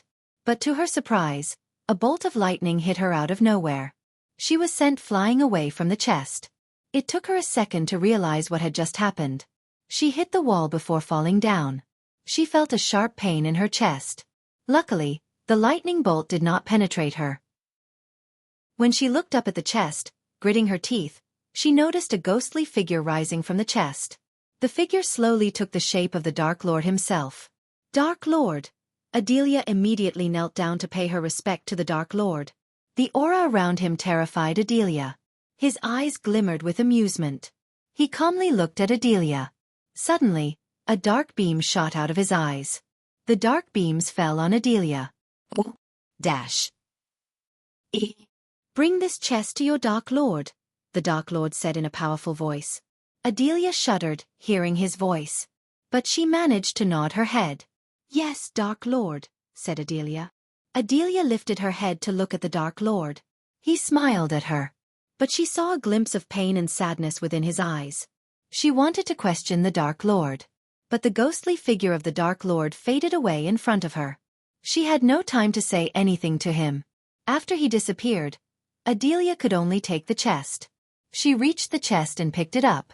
This time, nothing happened except she felt the space around her benign distorted. The sun was on the horizon in Sirius, where the glistening ocean met the orange sky. Its rays spread in all directions like the open arms of a mother. The reds and oranges spread by the final glow of the flame formed a staircase on the surface of the sea around the island. As time passed, the warm rays of the sun grew colder. Eventually, the rays became non-existent, making way for the stars to peek through in the dark blue sky. The aqua auction ended when the darkness completely conquered the kingdom. People exited the aqua palace in a neat line like ants. The island was bustled with people as many ascended to the sky to leave the island. The VIPs were the first ones to leave. Among those VIPs, one of them had the Dark Lord's armor piece. Saber waited until the group disappeared into the clouds before following them behind. Saber kept his distance from the group. They were not some run-of-the-mill cultivators. Instead, the one who bought the armor piece was one of the war gods of Gondolin. Attacking them was equal to waging war against the Empress herself. The Dark Lord himself said that the Empress might be the only one who could face him and survive if they fought. The war god led his party from the front. He was at the fusion stage while the people accompanying him were at the soul refining stage. They weren't his guards but rather his underlings. Saber was extra careful not to get spotted in the airspace of the Aqua Palace. Saber planned to strike when the group left the island and entered the sky above a thick forest. Every war god had immense pride and ego that could be used against them. If Saber attacked them and ran into the woods below them, the war god would follow Saber behind without a doubt. At that time, Saber could use the darkness and the woods to take out the group one by one. With a rough plan in his head, Saber kept following the group. He used the clouds as a cover to hide. How many of them are there? Saber heard Gaia. I count 7, said Saber. Try not to kill them. We don't want to make enemies with the Empress yet. But if you had to, kill them all, and don't leave anything behind that could be used to track us down, said Gaia. It will be done, Dark Queen. Saber felt confident taking down all of them if push came to shove. However, he would try not to kill them because of her order. As he was following the group, they suddenly stopped. How long are you planning to follow us? Saber heard a calm yet dominant voice. Chapter 786. War God Bellinor. Saber was surprised that the war god had noticed him. As a vampire, he was great at trailing people in the dark. But the war god found him somehow. Saber did not panic. The Dark Lord always said that in the moment of crisis, panic does nothing. Saber recalled those words. He stopped flying as the war god's party slowly turned around. The leader of this group was the war god of Gondolin. No one knew how many war gods the Empress had, but the people thought there were 7. The one Saber followed was one of them. When Michael attended the auction a year ago, he met another war god. Despite their numbers, each of them was extremely powerful. They did not choose to call themselves war gods. Instead, the people called them that, and with time the name kinda stuck with them. Who you are does not matter to me. Leave and you may live, said the war god. His flaming red hair fluttered in the wind. Those eyes of his burned so bright with vigor and power that Saber almost thought someone lit a flame inside them. However, he wore rather ordinary-looking robes like lesser nobles. One would expect the war god to wear some fancy armor and carry a powerful weapon with them. On the contrary, this war god had an aura of simplicity around him. Saber noticed their pointy ears twitching for some reason. Unlike the war god, the other elves burned with rage. They gritted their teeth as they were on the verge of attacking Saber for following them. The elves did not like being followed, especially by a human. The war god, however, gave Saber an option to leave. Not that the war god could be defined as merciful, but he felt it was beneath him to attack a body-strengthening cultivator. Only if Saber showed his true cultivation level and form, they wouldn't think twice before attacking him. Hearing the war god's warning, Saber remained calm. The forest he planned to initiate his attack was just a mile away from them. Once he had entered the forest, he could take down the elves one by one. Considering the Dark Queen ordered him to try to knock them out instead of killing them, Saber had to strategize a bit. Killing them was easy, maybe except for the war god, but the other elves would stand no chance against Saber. The Dark Lord's potions not only took away a vampire's weakness to sunlight but also enhanced their abilities such as speed, momentum, and power of their attacks. Especially the potion he and Adelia took was several times more potent than the rest. With Saber's battle experience and enhanced abilities, he could match the war god's fusion stage level 9 cultivation. But first, Saber needed to get into the forest. I will if you hand over your space rings. This is a robbery, my friends. The war god looked amused, while the other elves looked a bit confused. They thought Saber was crazy. The elves weren't wrong to think so. Anyone who dared to rob the Gondolin elves was nothing but crazy. Even if this party did not belong to the war god and a commoner was in the war god's place, the Empress' wrath would be the same. Trying to rob a Gondolian was a crime punishable by a long and painful death in Gondolin. Saber knew that, yet he couldn't care less. The Dark Queen scared him more than the Empress ever could. In fact, the Dark Queen scared almost everyone in the army more than the Dark Lord himself. Sometimes, he would understand and be merciful if one of his subordinates fucked up something. Mercy would go out the window if the matter was handled by the Dark Queen. 7 months ago, Saber noticed the Dark Queen literally axed someone to death because he dared to speak about the order in public for fame. She didn't even allow anyone to bury the pieces. It took the crows a week to clean the flesh off his bones. After that display of cruelty, no one dared to speak about the order ever again. He doubted the Empress could ever be some close to the Dark Queen in terrifying people. Saber had no idea how wrong he was. There was a dark side to the Empress that no one had ever seen or lived to tell tales about. Killing the war god would be a good way to see this dark side. Luckily, it was not Saber's intention to kill them, at least he would try not to. How do you plan to accomplish that feat with your cultivation level? Asked the war god. If Michael was here, he would recognize the thick British accent and be surprised by it. In fact, all the elves in Gondolin talked in an accent that resembled a British accent. Ask nicely, perhaps, Saber chuckled. Let's kill him. Yeah, why are we wasting time on this weasel? Human scum, the elves began to raise their voices. They might not be as racist as the elves of Nelnithor, but still, they were racist enough to flay Saber alive for looking them in the eyes. Almost all the elves had a superiority complex. They treated every other race with scorn and distance, even their racial cousins, the Dark Elves. They had no idea Saber neither cared nor that he was a human. Cultivation is not the only way to gauge someone's power, said Saber. These were not his words but the Dark Lord's. So you want back off? The war god slightly tilted his head. A golden radiant appeared around the war god. His eyes glimmered with killing intent. Just this aura was enough to kill a typical body-strengthening stage cultivator. The war god knew this. Hence he was a bit surprised that Saber remained alive instead of puking blood and falling down. Sar calmly stood atop his flying sword and stared at the elves. Am I supposed to be scared? Now you know I am not a run-of-the-mill thief, Saber calmly said. His voice oozed with arrogance and pride of being the Dark Lord's subordinate. At first, Saber felt forced and embarrassed to serve someone else other than himself. But after a year, he felt nothing but pride. The Dark Lord was the most feared and powerful man in the world. He was lucky to serve him and support the Dark Lord in his path to eradicate the Great Eight clans as well as the Sky Hall. You're just stupid with a little trick up his sleeve, the war god said. He was nonchalant.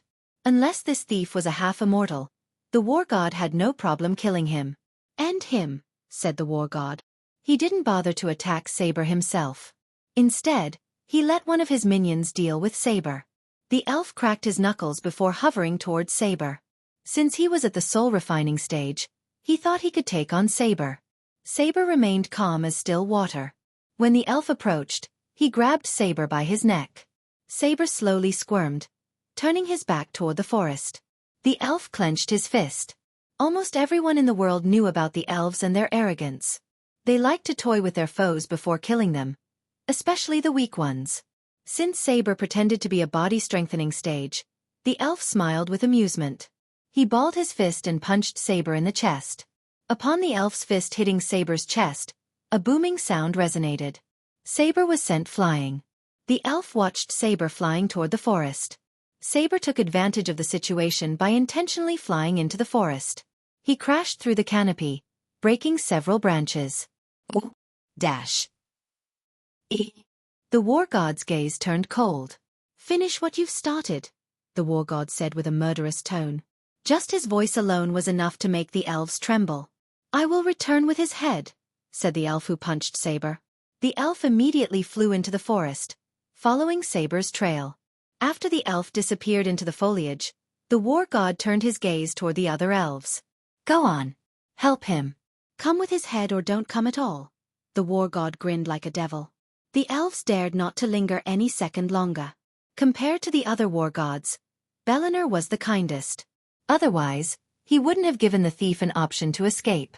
Any other war gods would have torn him to pieces the moment they found out he was following them. But even Bellinor had his limits.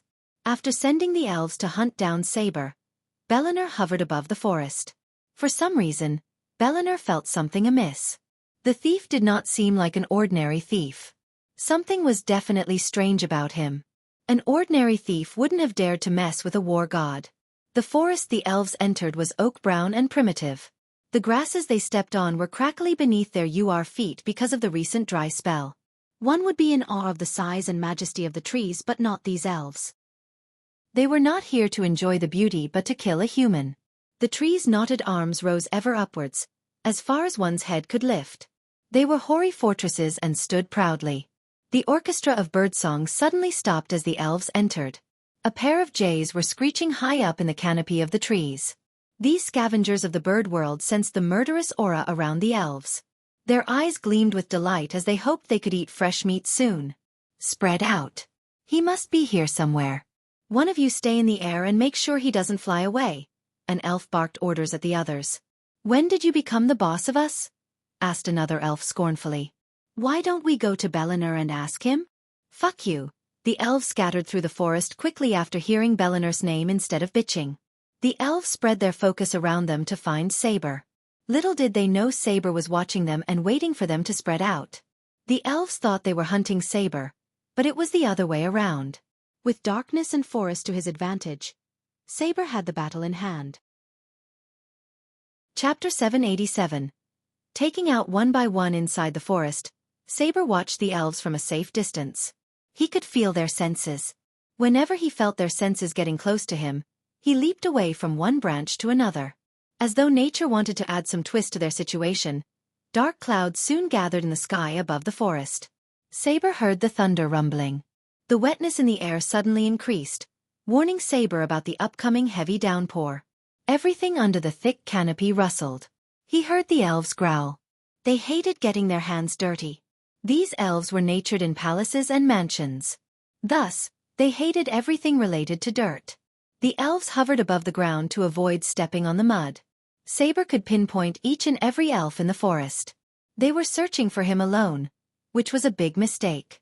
Watching a lone elf, Saber silently broke a twig. He aimed at the ground a few meters away from the elf and threw it to distract him. The sudden noise startled the elf. As Saber expected, the elf moved toward where he heard the sound. Because the elves thought Saber was just a body-strengthening stage cultivator, the elves did not put a defense shield around him. Their pride and arrogance prevented them from doing so. Saber utilized this situation. He slowly flew toward the elf without making a sound. The elf's neck hair stood up as he sensed someone approaching him. But before he could react, Saber grabbed the elf from behind. He squeezed the elf's neck until his skin turned purplish. The elf's body gradually stopped twitching as he lost consciousness. Saber did not waste any second. He immediately jumped into the top of a tree. Saber took out some ropes and tied the elf against the tree. Saber could have easily taken the elf's life but chose not to. Leaving the elf behind, Saber moved toward his next target. After leaping from tree to tree for a few moments, Saber reached his target. The elf had a deep frown on his face. He did not like to be in the forest at all. Unfortunately for the elf, the sky broke open, pouring water in full force. The big rain droplets rushed through the canopy with an unearthly sound. "Fuck you, rain," the elf cursed the rain. Streaks of lightning decorated the dark sky. Soon, Saber heard an ear-piercing thunder. Saber immediately dashed at the elf to take him out. The elf did not expect someone to jump from above. Before he could react, Saber landed straight on the elf's shoulder. The sheer force of Saber's landing dislocated the elf's shoulder and knocked him out cold. Just like earlier, Saber grabbed the elf, leaped onto the tree, and tied him with ropes. Saber expected the war god to intervene any second. Yet to his surprise, the war god just hovered in the sky, getting drenched in the rain. Saber had a strange feeling that the war god was watching him. But if he did, Saber wondered why he wasn't attacking him. It was strange behavior for a war god. For now, Saber ignored this feeling and continued to hunt down the elves. The heavy downpour came with howling wind. Soon, all the trees in the forest started to sway in a single direction. Some trees looked like they were about to get uprooted from the ground. Luckily for Saber, the rain and thunderclaps covered any sound Saber or an elf made. Saber quickly flew to the third elf while keeping an eye on the fourth and final elf.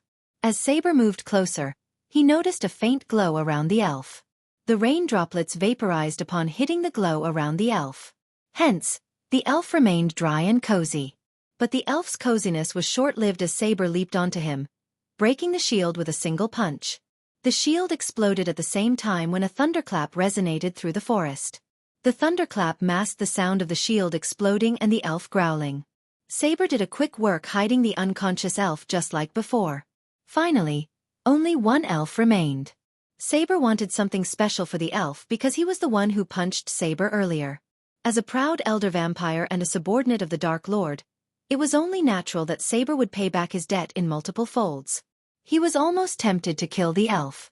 Thinking about what to do with the elf, Saber flew through the forest like a rustling wind. The elf in the air was in direct eye contact with the war god.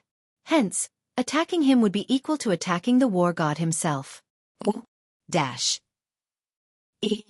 As the elf was told, he was searching for Saber. Saber intentionally left his flying sword behind when he crashed into the forest earlier. It was to confuse and make the elves look for him on the ground. Since a body-strengthening stage cultivator could not fly, they didn't bother to look above. Plus, Saber left some blood on the ground for the elves to follow. The elf was following the trail of blood to track down Saber. Little did he know Saber was watching him from behind.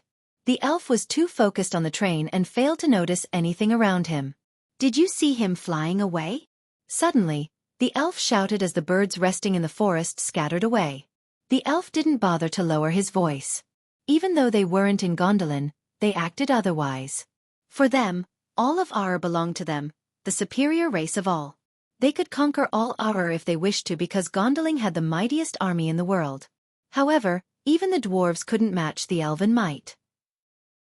The dwarves could indeed build hundreds of new contraptions but could never compete with elven rune magic. Moreover, the dwarves were blessed with an innate talent to build but not the talent for cultivation. Hence, they lacked powerful warriors like the war gods of Gondolin. Of course, some dwarves were an exception to the rule. But they were rare and not enough to defeat the elven kingdoms. No, he is still in there, the elf in the air replied with the same volume. War god Bellinor watched the scene with an amused smile. These elves were just there with him to entertain. He felt bored traveling alone to the aqua auction. So although Bellinor cared for them, they weren't his friends. Otherwise, he would be in the forest with them, not watching them getting their asses kicked. I am getting closer to him, the elf in the forest shouted. Judging by the blood on the ground, the elf assumed the thief had crawled somewhere and died. Saber slowly moved toward the elf without making a sound. At that moment, he was just a few meters away from the elf's senses. Saber was careful not to alert the elf. It was no fun that way. Eventually, the elf reached the blood trail's end. To the elf's surprise, he didn't find a body as he hit a dead end. The elf looked around. He creased his brows. What the hell? The elf was confused. The blood trail disappeared suddenly. As he was looking around, he heard a cracking sound a few meters away from the blood trail. His elven ears twitched as he followed the sound. It was Saber who broke a couple of twigs with stones. Saber waited for the elf to move away from the blood trail. When the elf reached the place where he saw nothing but some tall and thick bushes under a giant tree, he felt a chill. His senses detected a life sign near him. The elf immediately reached for his weapon. "Hello," Saber landed right before him and grabbed his arm. Saber did not knock him out with one punch, although he could do it easily. Instead, Saber punched the elf just like he did. Yet the elf didn't go flying because Saber held his arm. The elf groaned, but the sizzling sound of heavy rain hitting the canopy masked the elf's sound. Saber hit him once again in the face, breaking the elf's nose with a sickening crunch. Blood oozed out of the elf's nose. The elf's consciousness slowly slipped off. Despite his soul-refining cultivation, he couldn't withstand a powerful fusion-stage vampire's punch filled with rage. He was lucky Saber was ordered not to kill them. The smell of blood tempted Saber to sink his teeth into the elf's neck. Even though the Dark Lord's cure for the vampires cured their lust for blood, it didn't take away their temptation. In other words, a vampire had no need to drink blood, but they could if they wished to. The Dark Lord didn't order them to stop drinking blood because it would be like asking a human to stop drinking water. But he couldn't let the vampires wreak havoc within kingdoms. Hence, Michael let them give up to their temptation if they found an evil foe. To put it differently, they were ordered not to harm any innocent. Until now, no vampire under the Dark Lord had ever hurt an innocent for blood. They only imagined what would happen if they did. Judging by the look on the elf's face, Saber realized one more punch might kill him. Because of that, Saber had to stop hitting them, though he would like to punch the elf more. Since he was the last elf in the forest, Saber didn't bother to hide him. He just left him on the ground and leaped onto a branch. "Come out and deal with him too." Suddenly, Saber heard Bellinor's voice. It sounded louder than a thunderclap. Saber wasn't surprised as he felt the war god was watching him. A mere forest wouldn't be able to prevent a war god from seeing what was happening to his men. Saber's eyes glistened with excitement. After a long time, he was going to battle a worthy opponent. The elf in the air frowned. Unlike Bellinor, he had no idea what had transpired within the forest. He was completely stunned when he saw the lowly thief flying through the canopy without a flying sword. Furthermore, he wasn't harmed at all. The elf couldn't help thinking the worst. He trembled slightly in fear. "We should do this alone," said Bellinor. To Saber's surprise, he just flicked his wrist as a blast of wind knocked out the elf in a blink of an eye. It was a show of power. Honestly, it really surprised Saber. He knocked out a soul refiner with a flick of his wrist. "Shall we begin?" Belnair asked after knocking out the elf. Both had no fear in their eyes but glimmering excitement. Chapter 788. Stalemate Battle. Saber cracked his fist, preparing himself to battle the war god. The war god remained calm. He wanted Saber to make his first move.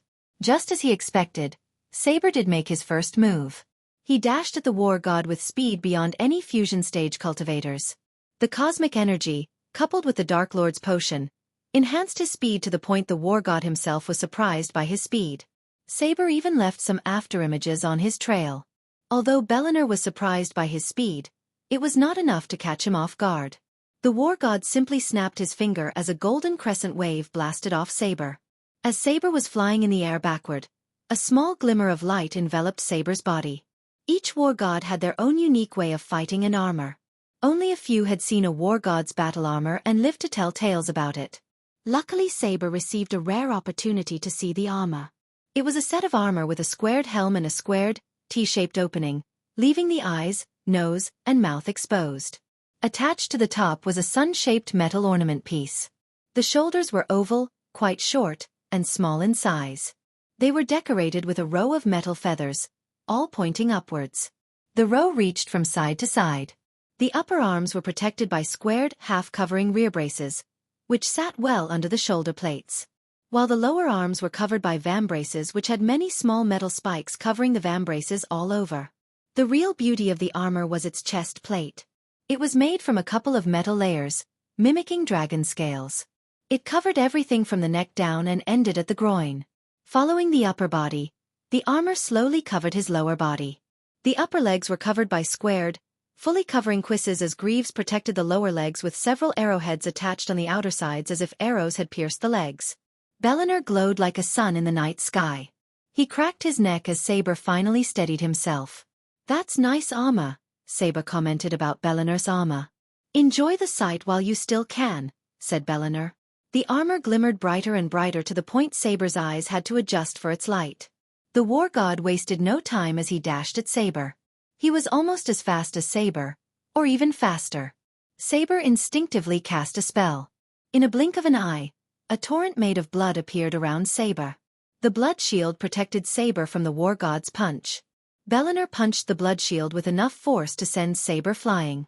Blood splashed across the sky. But this time, Saber didn't go flying as before. Instead, he steadied himself quickly and dashed at the war god faster than before. This time, Saber punched the war god right in the chest. The war god raised his arms to protect himself. His hands went numb when he blocked Saber's punch.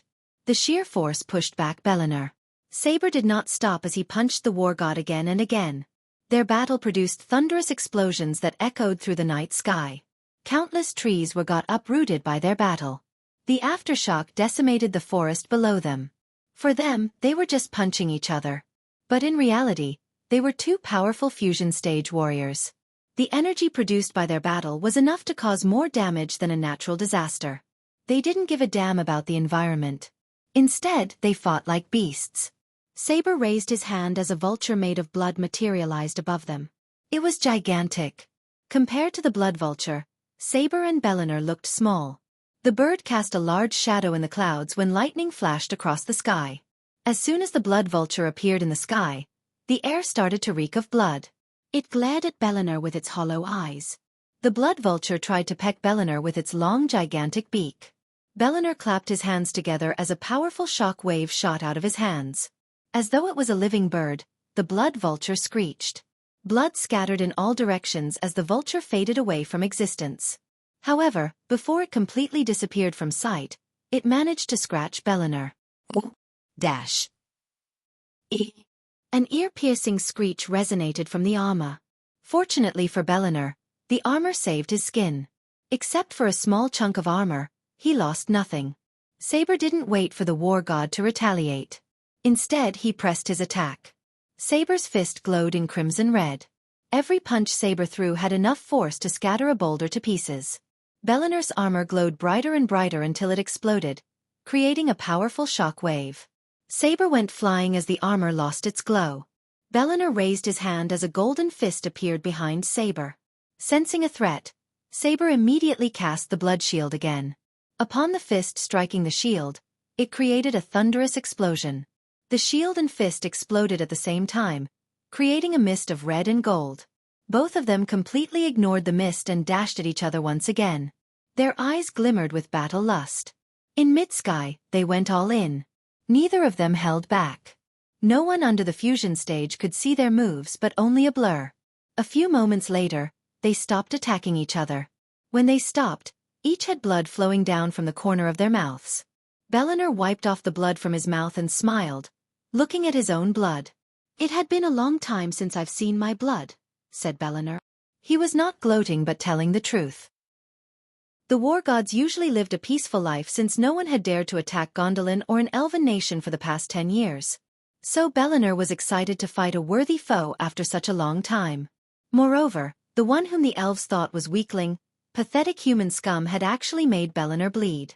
"There is more where that came from," Saber snickered. "Is that so?" Bellinor tilted his head before taking a deep breath. His skin glowed as all cuts and bruises healed up automatically. Saber and Bellinor readied for the second round. In a blink of an eye, they flew toward each other. To Saber's surprise, an ethereal lion head materialized behind Bellinor. It was just as big as the blood vulture cast by Saber. The head roared as ripples appeared in the sky. All the storm clouds faded out of existence because of the roar. As a result, the heavy rain stopped. Saber's ears rang. Even his vision turned blurry for a moment. The trees that escaped their previous attack got completely decimated by the roar. Below them, there was a large crater filled with broken trees. But they couldn't care less. On the contrary, they focused on the battle. Their minds and eyes were filled with battle lust.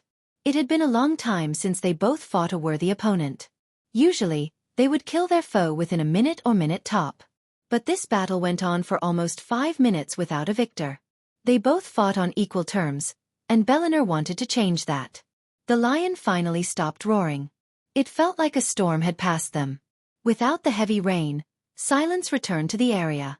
Saber closed his eyes for a second as the blood vulture appeared in the sky again. The vulture locked its gaze on the lion. On the other hand, the lion growled at the vulture as though they were both alive and had emotions. Soon, they lunged at each other, just as Bellinor and Saber did. Their battle intensified. The vulture and lion head tried to bite each other. While they were battling it out, Saber and Bellinor exchanged blows. They dived down, attacking each other. In the moment of heat, they forgot there was a crate down. They hit the ground with enough force to form a mini crater within the large crater. The force split them apart as they crashed in opposite directions. Their clothes became completely drenched with mud. They immediately jumped back to their feet to go all out again. Unlike before, they didn't dash at each other, at least Bellinor didn't. He stayed still and punched the ground below.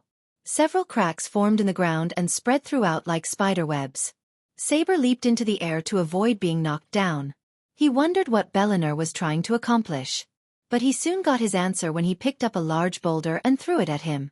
The boulder was easily twice the size of an elephant. Yet Bellinor threw it like it was nothing. Saber didn't fly away but punched the boulder with his bare hand. The boulder exploded.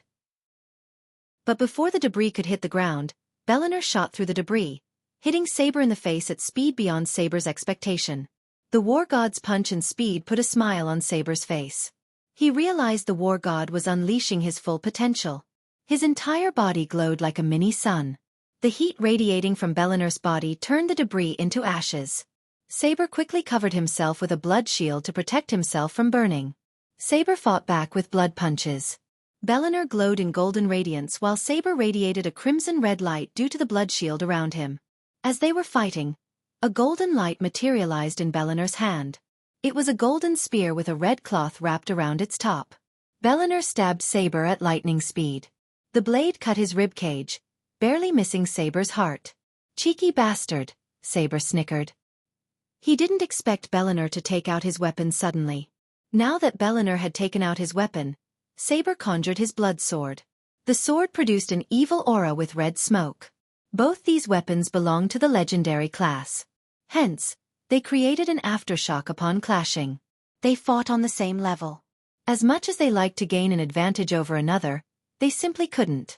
Unknown to them, the Dark Queen watched the battle from a distance. She trusted Saber, but she also couldn't afford to lose the armor piece. Chapter 789. Dark Queen's interference. Saber's blood sword and Bellinor's golden spear clashed, creating otherworldly noises. Instead of using spells, they used their weapons to fight. However, They occasionally cast spells to gain an advantage. Yet, their battle remained at a stalemate. The battle between them continued for almost a day. When the sun rose in the horizon, Belenur's aggressiveness increased by several folds. Belenur's armor absorbed the sunlight to enhance his speed. Since Saber had no armor, he began to take blows from Belenur. The war god swung and stabbed left and right. The spear cut Saber a couple of times. His silver robes began to drench in blood. Not that Saber was slow, but Belenur was faster. Belenur's armor glowed brighter and brighter in the light. Blood trickled down from Saber's mouth. The war god hit him with the spear in the face. It contained enough force to turn a core-strengthening stage warrior's neck to the other side. Saber's face went numb. Belenur pushed his advantage by hitting him several times, faster than before. Belenur quickly moved to the point he showed his back to the rising sun. As a result, Saber faced the sun. The bright sunlight messed with Saber's eyesight. He couldn't see the golden spear in the golden light. Seeing Saber squinting his eyes, Belenur snickered. As a war god, he was born and raised on a battlefield. He knew how to use everything around him to his advantage. While he was battling Saber, he learned Saber's strength. He knew Saber was not weaker than him. Thus, he fought till the sun rose to increase his power. His weight was worth it as he started to hit Saber more and more. But to Belenur's surprise, cuts and bruises on Saber's body healed instantly. Belenur had an eerie doubt about Saber from the moment he met him. "You're a vampire," Belenur said. He didn't stop attacking Saber. On the contrary, he turned more ruthless and aggressive. Saber slowly started to lose the battle. Luckily, Saber's reflex and battle experience enabled him to evade deadly blows. Belenur kept aiming for Saber's heart and throat after realizing he was a vampire. "So Ghost sent you here?" Belenur asked as Saber flew backward to put some distance between the two of them. When Saber heard Belenur address the Dark Lord by his name, Saber's blood boiled. He gritted his teeth, swinging his blood sword. "Do not speak his name," Saber snarled. "Why?" Belenur deflected the blood sword with his spear and asked. Belenur had no sign of fear in his eyes. Compared to the rest of the continents, Ar had seen only a little of what the Dark Lord could do. Therefore, people like the war gods feared the Dark Lord less.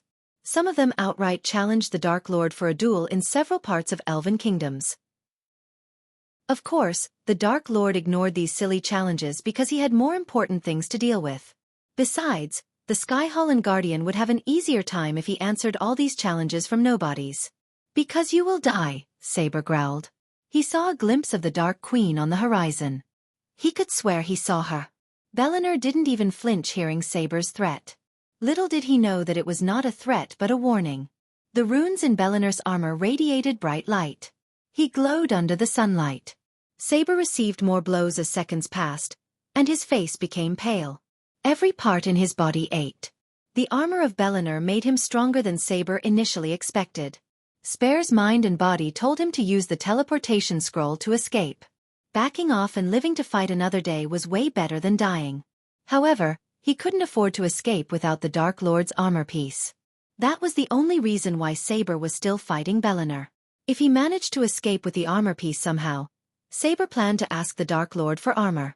He learned the importance of powerful armor the hard way. Now that Michael had reached the 5-star blacksmith level, he could forge powerful armor. But to forge armor like Belenur's, he needed to be a 6-star blacksmith.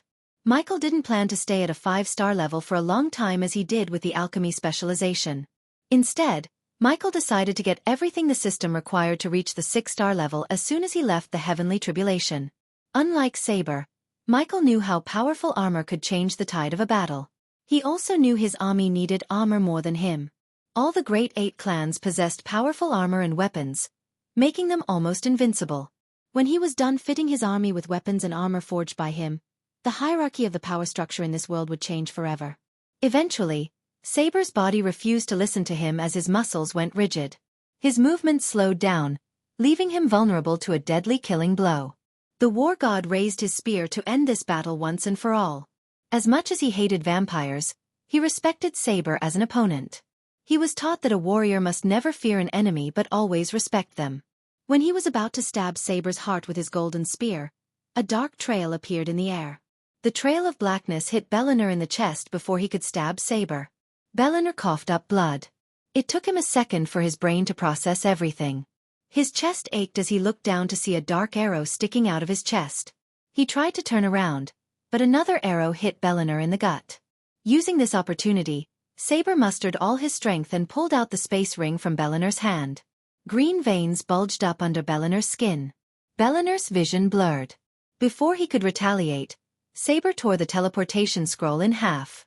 A bright light enveloped Saber. To Saber's surprise, Bellinor stabbed the light as he saw a splash of blood in the light. Bellinor quickly turned around despite the poison in his body to see who shot him with poison arrows. When he turned around, he saw no one in the vicinity. He immediately accessed his space ring to get a healing potion. The poison was powerful enough to harm a fusion stage cultivator himself. But he was surprised when his vision cleared. He felt better as his breathing became normal. The green veins on his skin slowly faded away. The poison cured itself without taking an antidote. Bellinor realized that whoever shot the arrows had no intention of killing him. Even when he was fighting Saber, he sensed Saber was holding back. He didn't go for killing blows.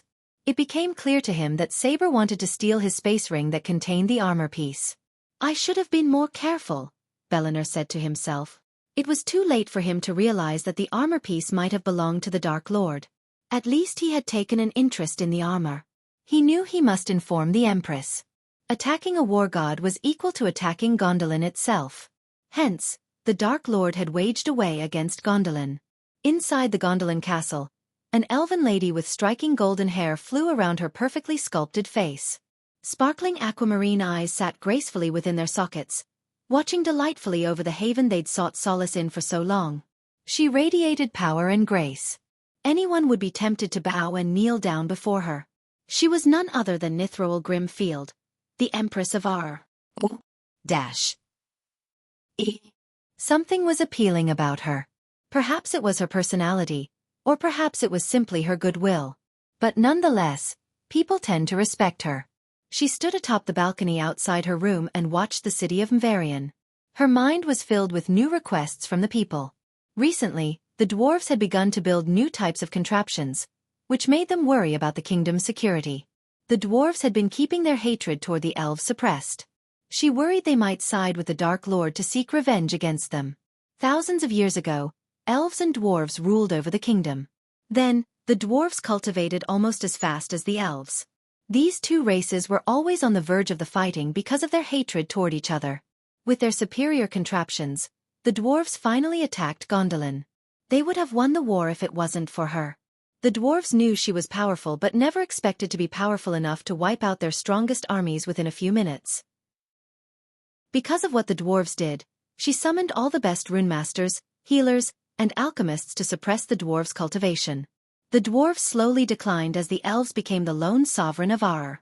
Even to this date, the dwarves held fire in their hearts that longed to burn the elven empire to the ground. As Nithroel was thinking about the dwarves, she saw Bellinor flying toward her in the sky. Even from miles away, Nithroel could see the frowns on the elves' faces behind Bellinor. She patiently waited for Bellinor to come to her. A while later, Bellinor was granted permission to land on her balcony. The moment his feet touched the ground, Bellinor dropped to his knees. Your Imperial Majesty, Bellinor lowered his head. Rise. Bellinor. Your eyes contain anger and concern. Tell me, what happened in the auction? Her voice sounded gentle, like a melody. Bellinor took a deep breath before telling everything that had transpired. She remained as calm as still water. When he finished his story, she just smiled. So the time to meet him has arrived, said Nithroel. Do you think the vampire who attacked you could have killed your underlings? Asked Nithroel. She had no signs of anger in her eyes. Instead, she seemed amused. Yes, your Imperial Majesty, Bellinor nodded without a doubt. He watched how the vampire had taken out the elves.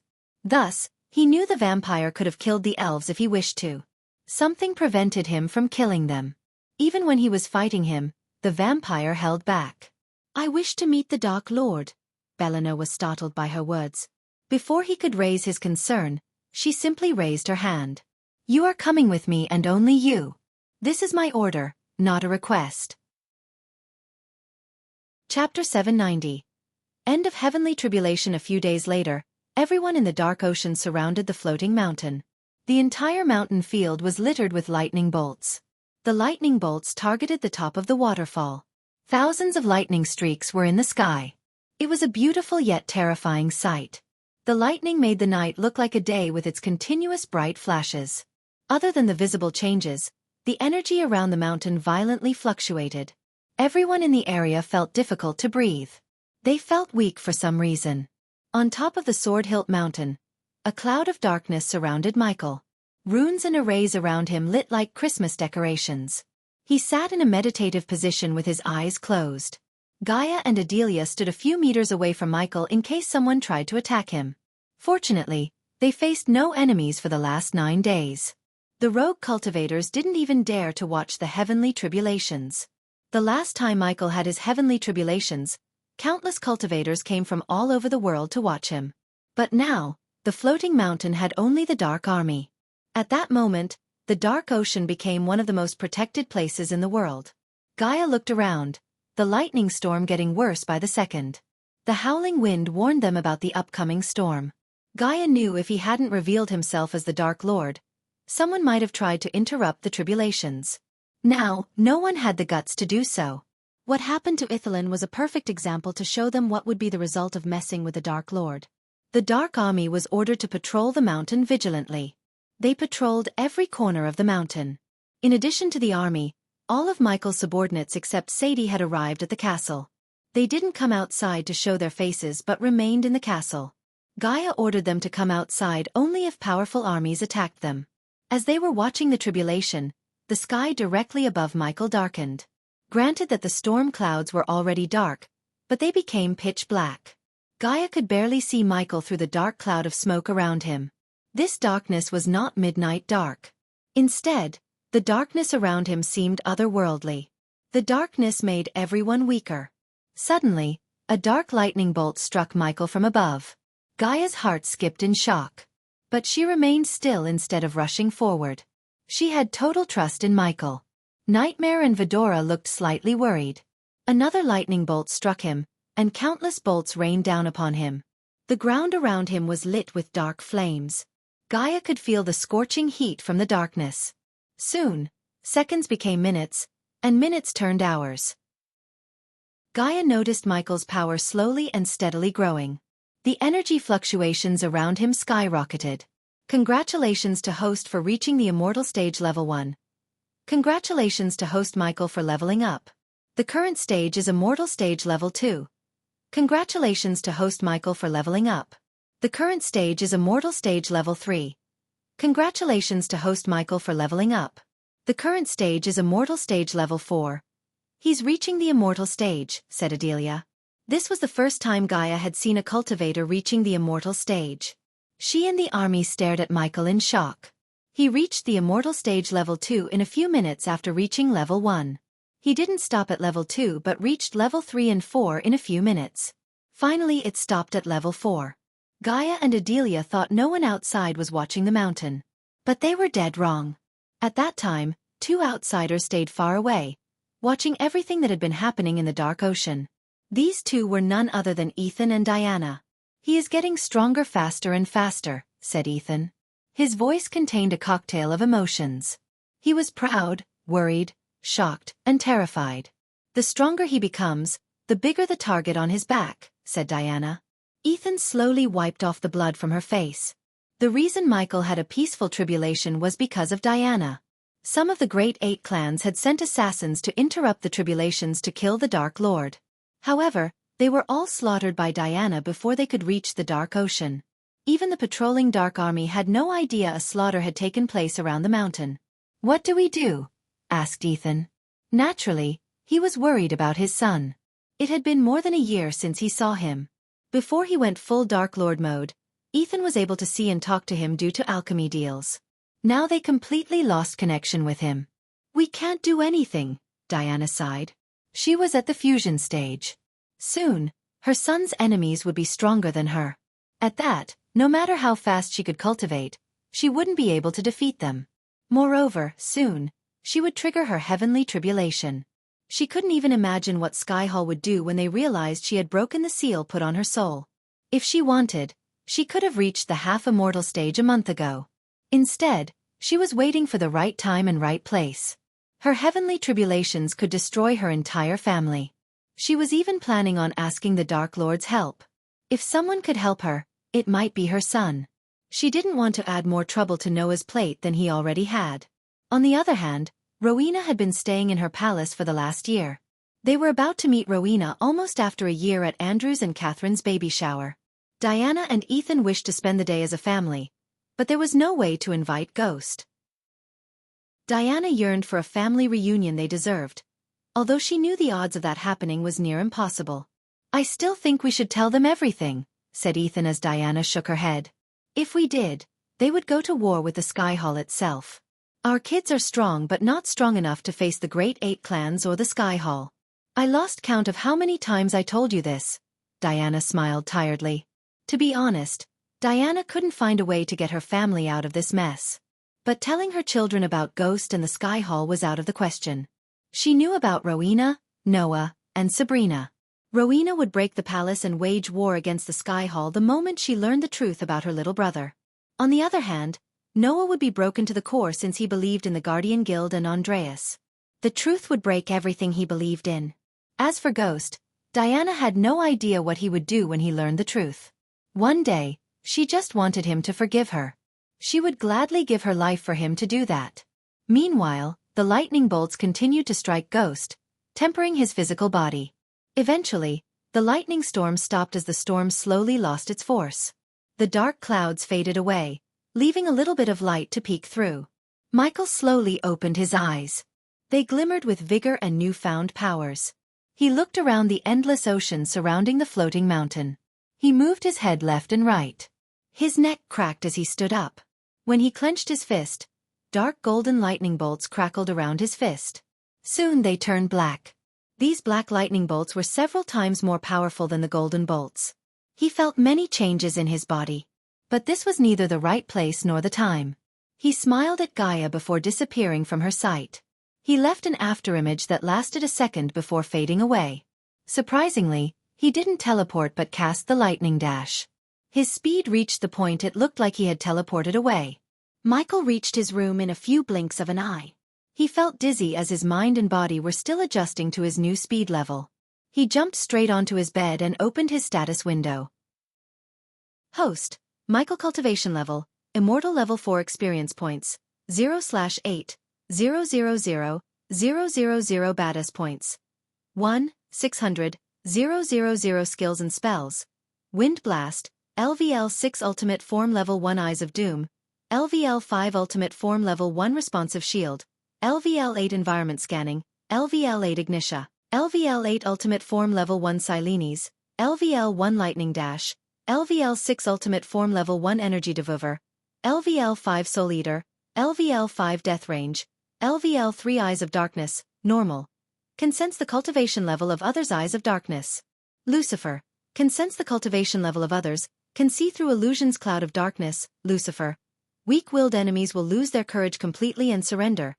Death range will be 50% more powerful, and if activated in darkness, the host's cultivation level will be boosted 4 levels up regardless of the stage barrier.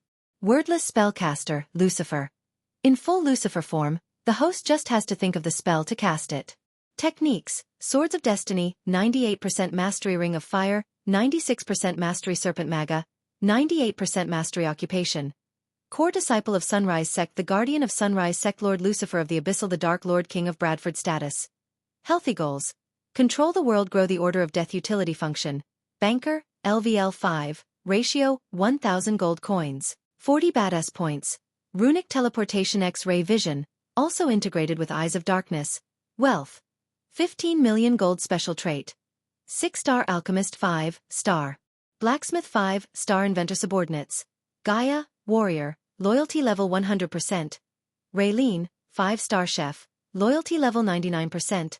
Arya, Assassin, loyalty level 86%. Dead Heinberg, Warrior, loyalty level 45%. Maxine, Warrior, loyalty level 98%. Tiberius, Warrior, loyalty level 85%. Sadie, loyalty level 70%. Ricky, loyalty level 95%. Titus, loyalty level 80%. Optimus, loyalty level 80%. The Silent Reaper crew, pirates, loyalty level 93%. Base of operation, the Abyssal the Crypt Kingdom of Bradford Familiars, Nightmare. Royal Dragon, Vedora, Three-Headed Hydra, Elemental Manipulation. Wind, 40% Mastery. Fire, 40% Mastery. Lightning 50% Mastery. Darkness 45%. Finally, Michael had reached the immortal stage. When he came to this world, he aimed to reach immortality. After 2 years, he achieved his dream. But he wasn't as surprised as he expected it to be. He knew his enemies were stronger than himself. Luckily, he had his own army. Nonetheless, his status window put a smile on his face. Now that he had reached immortality and had enough points, he planned to upgrade his spells and buy a few blueprints to utilize his blacksmith specialization. It was time to forge weapons suitable for the Dark Lord. Chapter 791. Dark Lord meets the Dark Lord. The loyalty of each subordinate remained almost the same since he had last seen. What shocked him more was the experience cap to reach the next level. To reach the next level, he needed a humongous 8 million points. His elemental manipulation increased by 10% except for darkness, which increased by 5%. Before Michael upgraded the spells, he decided to buy a few blueprints for new weapons. He mainly bought these weapons to fit the Big Bertha. Michael accessed the store without a second thought and bought the blueprint to build a torpedo launcher. The host has successfully bought the blueprint for torpedo, said the system. He bought the torpedo for a whopping 600,000 badass points. The torpedo launcher was worth the price. It could launch 5 torpedoes at the same time. Michael could power it with the Arch Energy crystals. According to the system, 2 torpedoes could destroy a frigate, and 4 could destroy a man-o warship. For some reason, he had a gut feeling that he would need to power up his naval army soon. Considering his gut feeling had never betrayed him, he went with it. He wanted to use the remaining points on a new weapon. Now that he had become the 5-star blacksmith, he only needed a blueprint from the system. He would be able to forge the weapon by himself. He rummaged through the blueprints to pick the best weapon. He mainly looked for a sword because of his mastery over swordsmanship. Some swords had a special affinity to elements such as fire. In other words, these swords could conjure flames. Most of these swords had no chance against the dark flames. Hence, a pair of swords called the Dark Swords caught Michael's eyes. Just their name alone was enough for Michael to buy them. In addition, these pairs of swords could withstand the dark flames. The only downside for this pair of swords was the things needed to forge them, especially the ore. According to the system, the ore could only be found in the Demon's Grave. It was the most dangerous realm in the entire world. The Demon's Grave would make the treacherous ocean look like a children's playground. He needed 5 materials to forge the swords. Luckily, 3 of them were in the Demon's Grave, and the other 2 had to be bought from the system, which made forging the swords without a system an impossible task. Michael bought the blueprint for the swords, cost him 800,000 badass points. These 2 purchases exceeded Michael's expectations. After buying these 2, he only had 200,000 badass points in the system. Instead of spending them, Michael decided to save them for another day. He exited the system with the decision to visit the Demon's Grave soon. As he exited the system, he saw Gaia walking into the room. To his surprise, she seemed serious. She didn't even hug him. "You need to see something," said Gaia. The smile on Michael's face disappeared. He quickly got off the bed and followed Gaia to an empty room in the castle. Gaia didn't speak a word till they reached the room. When they reached the room, the door opened with a slow creak. Michael saw Adelia, and Azazel was waiting for him inside the room with a dark box atop a pillar. "My lord," Adelia and Azazel bowed toward Michael. "Is the armor piece inside?" Michael asked as Adelia nodded. Judging by the looks on their faces, Michael knew something was amiss. Hence, he scanned the box for any booby traps. The system took a few seconds to confirm there were no traps inside but a hologram. As soon as Michael touched the box, it clicked. Soon, the box slowly opened, revealing the armor piece inside. But before Michael could touch the armor piece, a hologram of himself appeared above the chest. Michael took a step back. Just the hologram was enough to make Adelia and Azazel drop to their knees. The holographic Dark Lord's gaze swept across the hall. Michael felt a warmth through his body as though the Dark Lord was scanning him. Since it was not a soul piece but a hologram, Michael knew the past Dark Lord must have used the system to use technology from the Earth. After the warmth faded, the Dark Lord locked his gaze with Michael. Congratulations. You are doing better than I was expecting, said the Dark Lord. Finding these armor pieces must be your priority. The Dark Lord paused, sighing heavily. You must have lots of questions. For now, I can only confirm your suspicions. Yes, I went back in time and became you. Time traveling is not as simple as they showed us where we came from.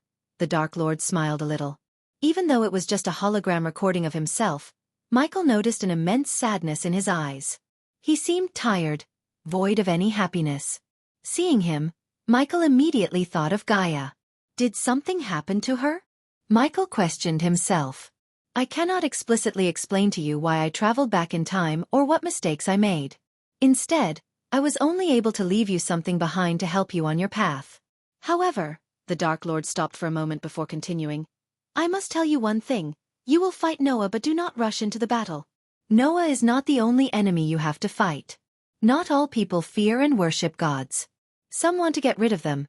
The Dark Lord's voice became stern and serious. They would go to any lengths to do that. So you must protect your own and get stronger, said the Dark Lord. And take care of my Gaia. A miserable smile appeared on his face. Gaia's eyes watered just by seeing him sad. Despite everything, he was still the man she fell in love with. Hence, seeing him hurt and sad made her eyes tear up. No matter what happens, do not fail to protect her. I reset the entire universe, so you can get the happy ending that I didn't, he sighed. To Michael's surprise, the Dark Lord turned his gaze toward Gaia.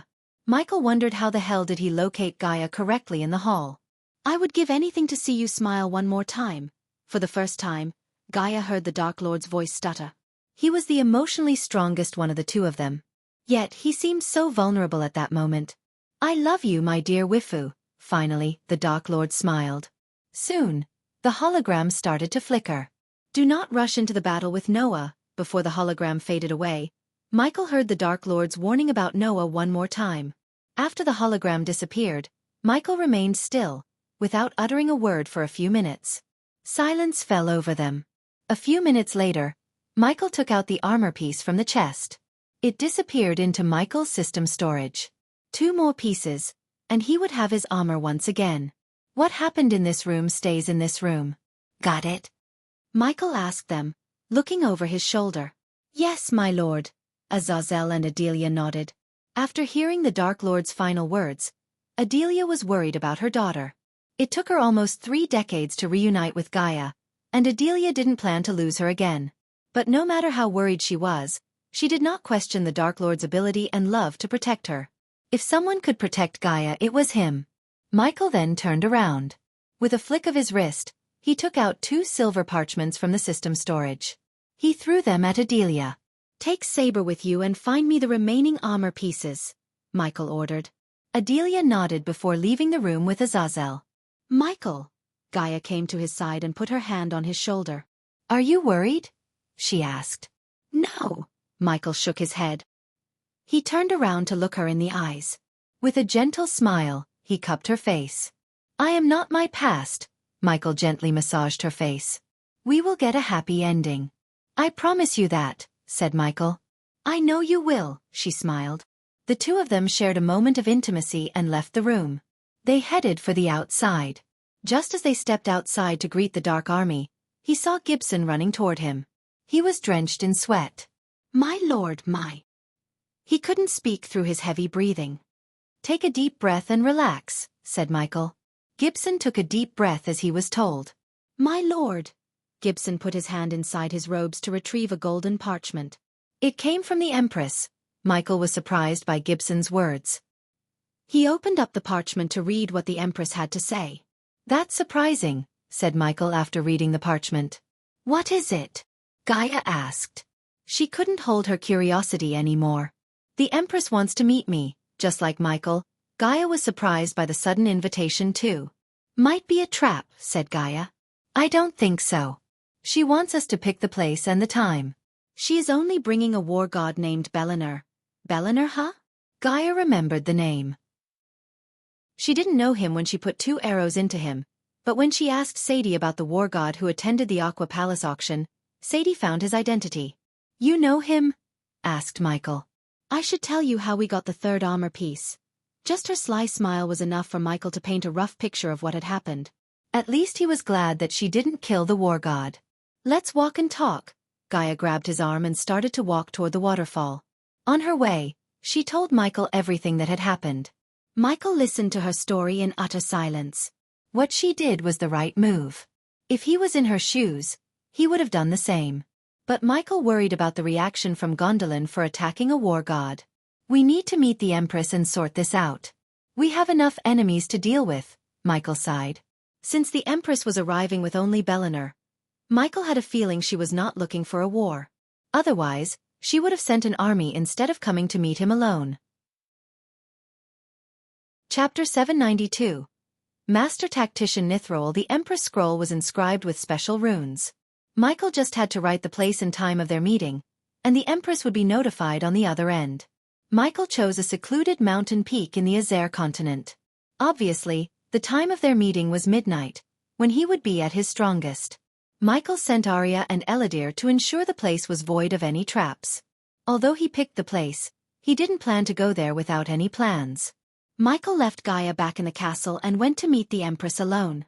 He didn't even bring Nightmare or Azazel. The mountain Michael chose was covered in pearl-white snow. When he was flying toward his destination, the serrated mountains loomed in the distance. He made his way towards them as he had to use arch energy to warm up his body. The blanketing flower white was brooded over the land. Just as he approached, a shoot of snow detached itself and went trundling down one of the mountains. It slid over the knotted edge and then crashed into the chasm below. The silence that followed was spine-chilling. Michael flew to the tallest peak of the mountain, where he asked the Empress to meet him. The heaven-touching apex of the mountain was drenched in brilliant light. Spikes of thin light from the stars above impaled the snow in a bristling, moving line. All across one's line of sight, the tips of the mountain range stuck up like a row of thorns. Swaddled around them were necklaces of powdery snow.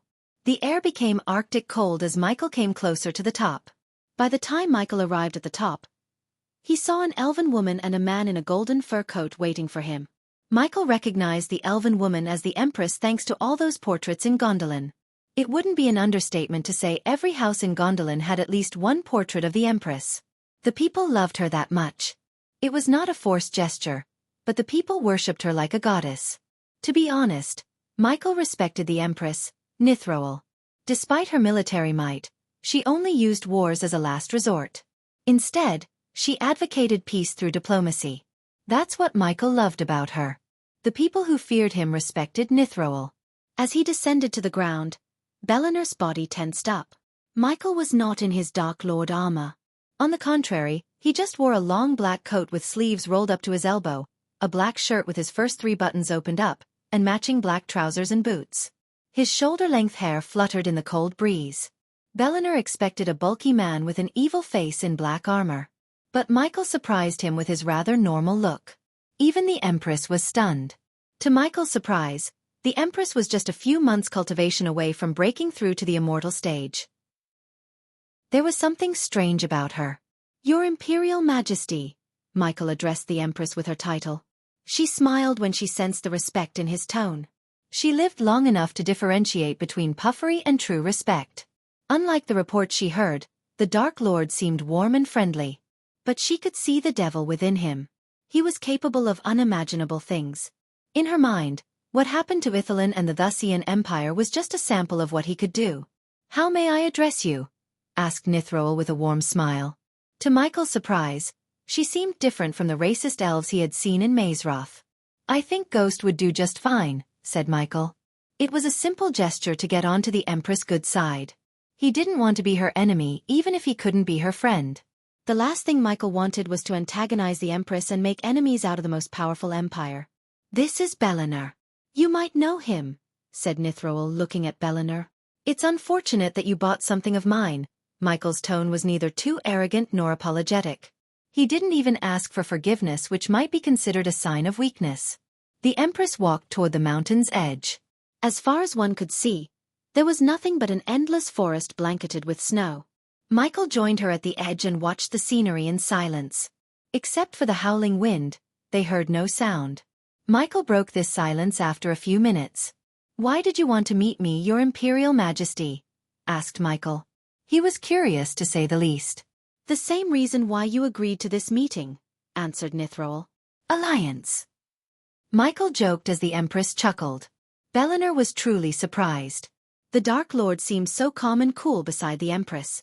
Bellinor forgot the last time someone had talked to her like this. "Not so fast, Ghost," said the Empress. "I heard you don't like beating around the bush." "You heard right," said Michael. "Blackmane had to say lots of interesting things about you." Michael recalled his meeting with the pirate lord Blackmane. The pirates used to think the most powerful pirate lord was on a voyage, looking for treasures, but instead, he was serving the Empress all those times. He came to meet Michael in Aden when he abolished the pirates and killed Pirate Lord Vance. He struck a deal with the Dark Lord for an island on the southern continent. In addition, Michael agreed not to attack the merchants from Gondolin or any other elven kingdoms. Michael had been keeping his part of the bargain till to this date. In exchange, the Royal Navy had never stepped foot on the southern continent. As a result, there was no pillaging or piracy in the southern continent seas. Instead, the merchants paid 20% of whatever they brought to the Dark Army patrolling the seas. The pirates used to hate things they got without pillaging. But after a while, they started to love getting paid doing nothing.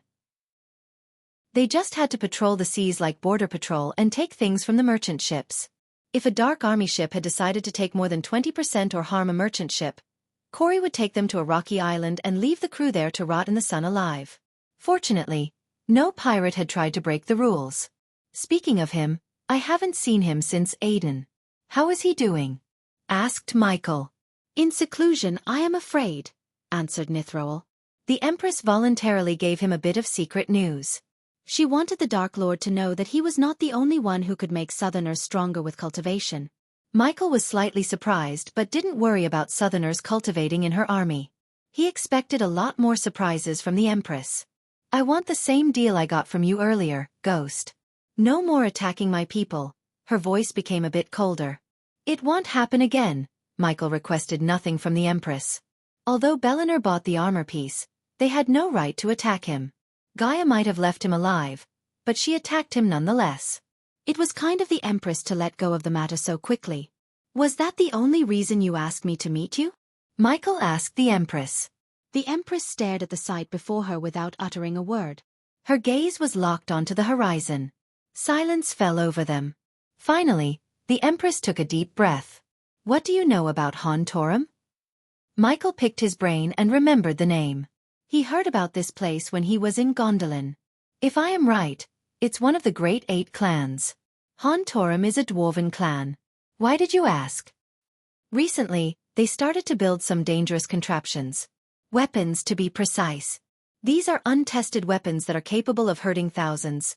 Sounds like great weapons. If it's capable of hurting that many people, then it doesn't matter whether they are tested or not," said Michael. He knew all about the history between the elves and the dwarves. It was really surprising to see the dwarves still looking for revenge even hundreds of years later. He had to admire their resolve to hurt the elves. If those weapons made the Empress ask for the Dark Lord's help, Michael could tell how dangerous these weapons were. He felt curious as he knew dwarves' talent for building mass destruction weapons. "And explain to me why I should care about the dwarves and their little toys?" asked Michael. The dwarves might be great builders and engineers but lacked powerful cultivators. If Michael wished, he could bring mass destruction upon their kingdoms. "Simple. The Guardian Guild is negotiating with the dwarves to buy those weapons as we speak," said the Empress. She was nonchalant. "I have a feeling you don't like the Guardian Guild getting stronger. With these weapons and Supreme Guardian's guidance, they could change the tide of war. What do you want me to do, Your Imperial Majesty?" asked Michael, although he knew what was in her mind. "Whatever you want. I'd appreciate it if you could talk some sense into those dwarves. If you do that, you'd be helping both you and me." Michael saw a glimpse of a master tactician who decimated the dwarves single-handedly. She was using him to deal with the dwarves. Judging by the Empress' character, Michael knew she would have tried to talk with the dwarves. However, he didn't think the dwarves had listened to her. Those bulky, bearded bastards hated nothing more than the elves. They would gladly give their lives to see the elven kingdom burn to the ground. Michael wouldn't have meddled with this issue if this matter didn't involve two great clans. It would be a headache for Michael in the long run if the dwarves built weapons for the Guardian Guild. Instead, he wanted to get his hands on those weapons. Else, he would destroy them before they fall into the hands of the Guardian Guild. "I will look into this," said Michael without making any promises. The Empress smiled. With a single negotiation, she made the Dark Lord himself deal with the dwarves. Now she had fewer things to worry about and more time to develop her empire. "Good move, Nithroel," Michael said to himself. Chapter 793. Preparations for Demon's Grave. After he met with the Empress, Michael returned to his castle. He summoned Gaia and Adelia to the meeting room. Michael told them about the meeting and how the Empress wanted him to deal with Han Torum. Initially, Gaia seemed furious at the Empress for using them as her pawn, but after hearing the deal between the dwarves and the Guardian Guild, she calmed down. "First, we need to know more about Han Torum and Dalgarum," said Michael. Dalgarum was a dwarven kingdom where Han Torum was located. However, the dwarves were extremely cautious about foreigners, especially other race members. Visiting Dalgarum as a human would only get him extremely vulgar remarks and scorns. "We need diversity in our army and subordinates," said Michael. At that moment, most of his subordinates consist of humans. Although his army had vampires, a few demi-humans, and a couple of orcs, most of whom were humans. Michael always thought of changing that, but he didn't have the time to recruit more people, especially when their expenses exceeded their income. "You know we can't afford to recruit more people," said Gaia. "I am working on that. Some of the things I need to forge my swords are in the Demon's Grave." "Demon's Grave!" Adelia almost shouted. Demon's Grave was the most dangerous realm in the world. No one, even immortals, feared going to that place. Granted, it contained countless treasures and rare plants, yet they weren't worth their lives. "Yes. Whatever I find there would be worth millions or even billions. It will keep us floating until we find a permanent source of income." Michael had something in mind, but he needed some special herbs. The realm didn't only contain the materials to forge swords but also create something that would rain gold coins. "If we go to the Demon's Grave, who's going to deal with the dwarves?" asked Gaia. To her shock, Michael shook his head. "You are not coming with me." Gaia creased her brows while clenching her fist. She hated sending Michael alone to the most dangerous place in the world. If she was there, she could have his back. "I made my decision. You are to deal with the dwarves and those weapons they are building." Michael's voice was stern. The look in his eyes left no room for Gaia to negotiate. In the end, she could only agree. "At least take Nightmare or Vidora with you," said Gaia. Michael thought about her suggestion for a few moments and decided to take Vidora with him. Why? Because he wanted to spend more time with Vidora. Besides, they might help him on his journey through the Demon's Grave in one way or another. At least he would have someone to talk to. "I will take Vidora with me." Gaia heaved a sigh of relief. "While I am gone, deal with Han Torum. Try to snatch the weapons for us. If you can't, destroy them." "I don't want those to reach the Guardian Guild," said Michael. Although Gaia was reluctant to stay here while he was in the Demon's Grave, she knew the importance of the task at hand. Hence, she didn't argue with him. After everything was said and done, Michael dismissed Adelia and Gaia. He wanted to be alone for some time. In a blink of an eye, he reached his room from the meeting hall. Before leaving for the Demon's Grave, he needed to do some things as preparations. One of them was meditation. He sat on his bed with his eyes closed. He ignored the sounds outside and random thoughts in his mind. It took him a few moments to clear his mind of everything. Michael lost track of time. By the time he opened his eyes, the sun had woken from its slumber to paint the world with its golden rays. Of course, the dark ocean remained as dark and gloomy as ever. He put on his old Dark Lord armor and went to the armory. The armory was a spacious hall with hundreds or even thousands of armor stands and weapon racks. At that moment, they had more racks and stands than actual armors and weapons. Such a sorry state, Michael sighed. His growing army desperately needed new weapons and armors. Many in the world still didn't realize how hard it was to be the Dark Lord. They thought that he'd just kill people and stay in the castle. But in reality, he had to deal with all day-to-day things, even when he had subordinates. He walked toward a weapon rack, where he saw several swords lined up. He randomly picked a few and put them in his system storage. He then turned his head toward a black metal door in the corner. When he pushed the door, it opened with a creak. He saw several crates filled with colorful points and pills. Michael waved his hand as a couple of crates, and a bunch of pills disappeared from the room. He had no time to refine new pills and potions. Hence, he took them from the storage. After taking everything he needed, Michael went to the surveillance room to meet Azazel. On his way, he greeted the dark army soldiers guarding the castle. "My lord." Azazel immediately bowed when he saw Michael entering the room. Michael stared at the mirrors with various sighs in them. The surveillance room in the castle was just a temporary setup. Their main setup was still in the dark forest. But Michael didn't come to monitor the mirrors. "Azazel, bring me the map that shows the entrance to the demon's grave," said Michael. Unlike Gaia and Adelia, Azazel was neither surprised nor shocked by Michael's words. To him, it was only natural for the Dark Lord to venture into places where normal beings could not. As far as Azazel was concerned, the demon's grave would be no challenge for the Dark Lord. "Give me a second, my lord." Azazel disappeared from Michael's sight for a second. Then, he appeared again with a scroll. "Here it is, my lord." Azazel handed over the scroll to Michael. Michael opened the scroll to see the map of the Azer continent. The demon's grave was marked with the skull.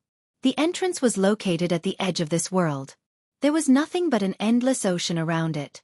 Sailing to the entrance was not an option because of the dangers along the way, such as raging storms, violent sea monsters, and lightning storms that were powerful enough to kill a soul-refining stage cultivator instantly. One only had a slight chance of reaching the entrance by flying. Once he had left the Azer continent, there would be no place for him to rest or land. "I suggest bringing arch-energy crystals with you, my lord. It would take 7 nights and 7 days to reach the entrance from here. You'll need to replenish your energy," said Azazel. Although there were pills to replenish one's energy, the arch-energy crystals were several times more powerful than them. Moreover, they could be absorbed faster. "I was thinking the same," said Michael as Azazel handed over a space ring filled with arch-energy crystals to Michael. Michael liked Azazel's initiative. He patted Azazel on the back. "Bring Vidora to Raylene's garden," said Michael before leaving the surveillance room. Afterward, he flew straight atop his usual meditation spot. The air on top of the Sword Hilt Mountain smelled like sweet flowers. Raylene's flowers blossomed, swaying left and right with the cool breeze. Michael could see the entire floating mountain from the spot. He noticed the castle construction works had been slowed down due to a lack of gold coins. Hopefully, his venture into the demon's grave would change the current situation. If it wasn't for Gaia's extraordinary talent for managing a treasury, he would have gone bankrupt by now. Noah put a huge dent in his plans by closing down the majestic chains and Hades. Because of that, Michael had to find something that could not be closed down. He had just the right thing in his mind. Unfortunately, he had to go deep into the demon's grave to get the required items. Michael waited for Azazel to bring Vidora to him while Nightmare accompanied Gaia on her journey to Dalgaram. As Michael was enjoying the gloomy yet captivating sight of the dark ocean, Azazel arrived at the place with Vidora atop his shoulder. "Where are we heading?" asked Iag with excitement glimmering in her eyes. "Demon's grave," Michael calmly said.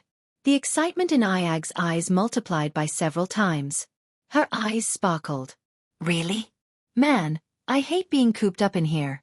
"Finally, some worthy adventure," said Iag. Even Cain agreed with her, which was a rare sight to see. They flapped their tiny wings and landed just right on Michael's shoulder. "Please tell me we are leaving right now," Saba asked, tilting his head. Michael rubbed his chin gently with a smile. "We are leaving right now," said Michael. Saba and Iag grinned ear to ear. Even Michael smiled, looking at their funny expression. You're tuning in to the Xiaofan's Wuxia Tales YouTube channel. Don't forget to subscribe and join us on this journey to catch the most captivating stories.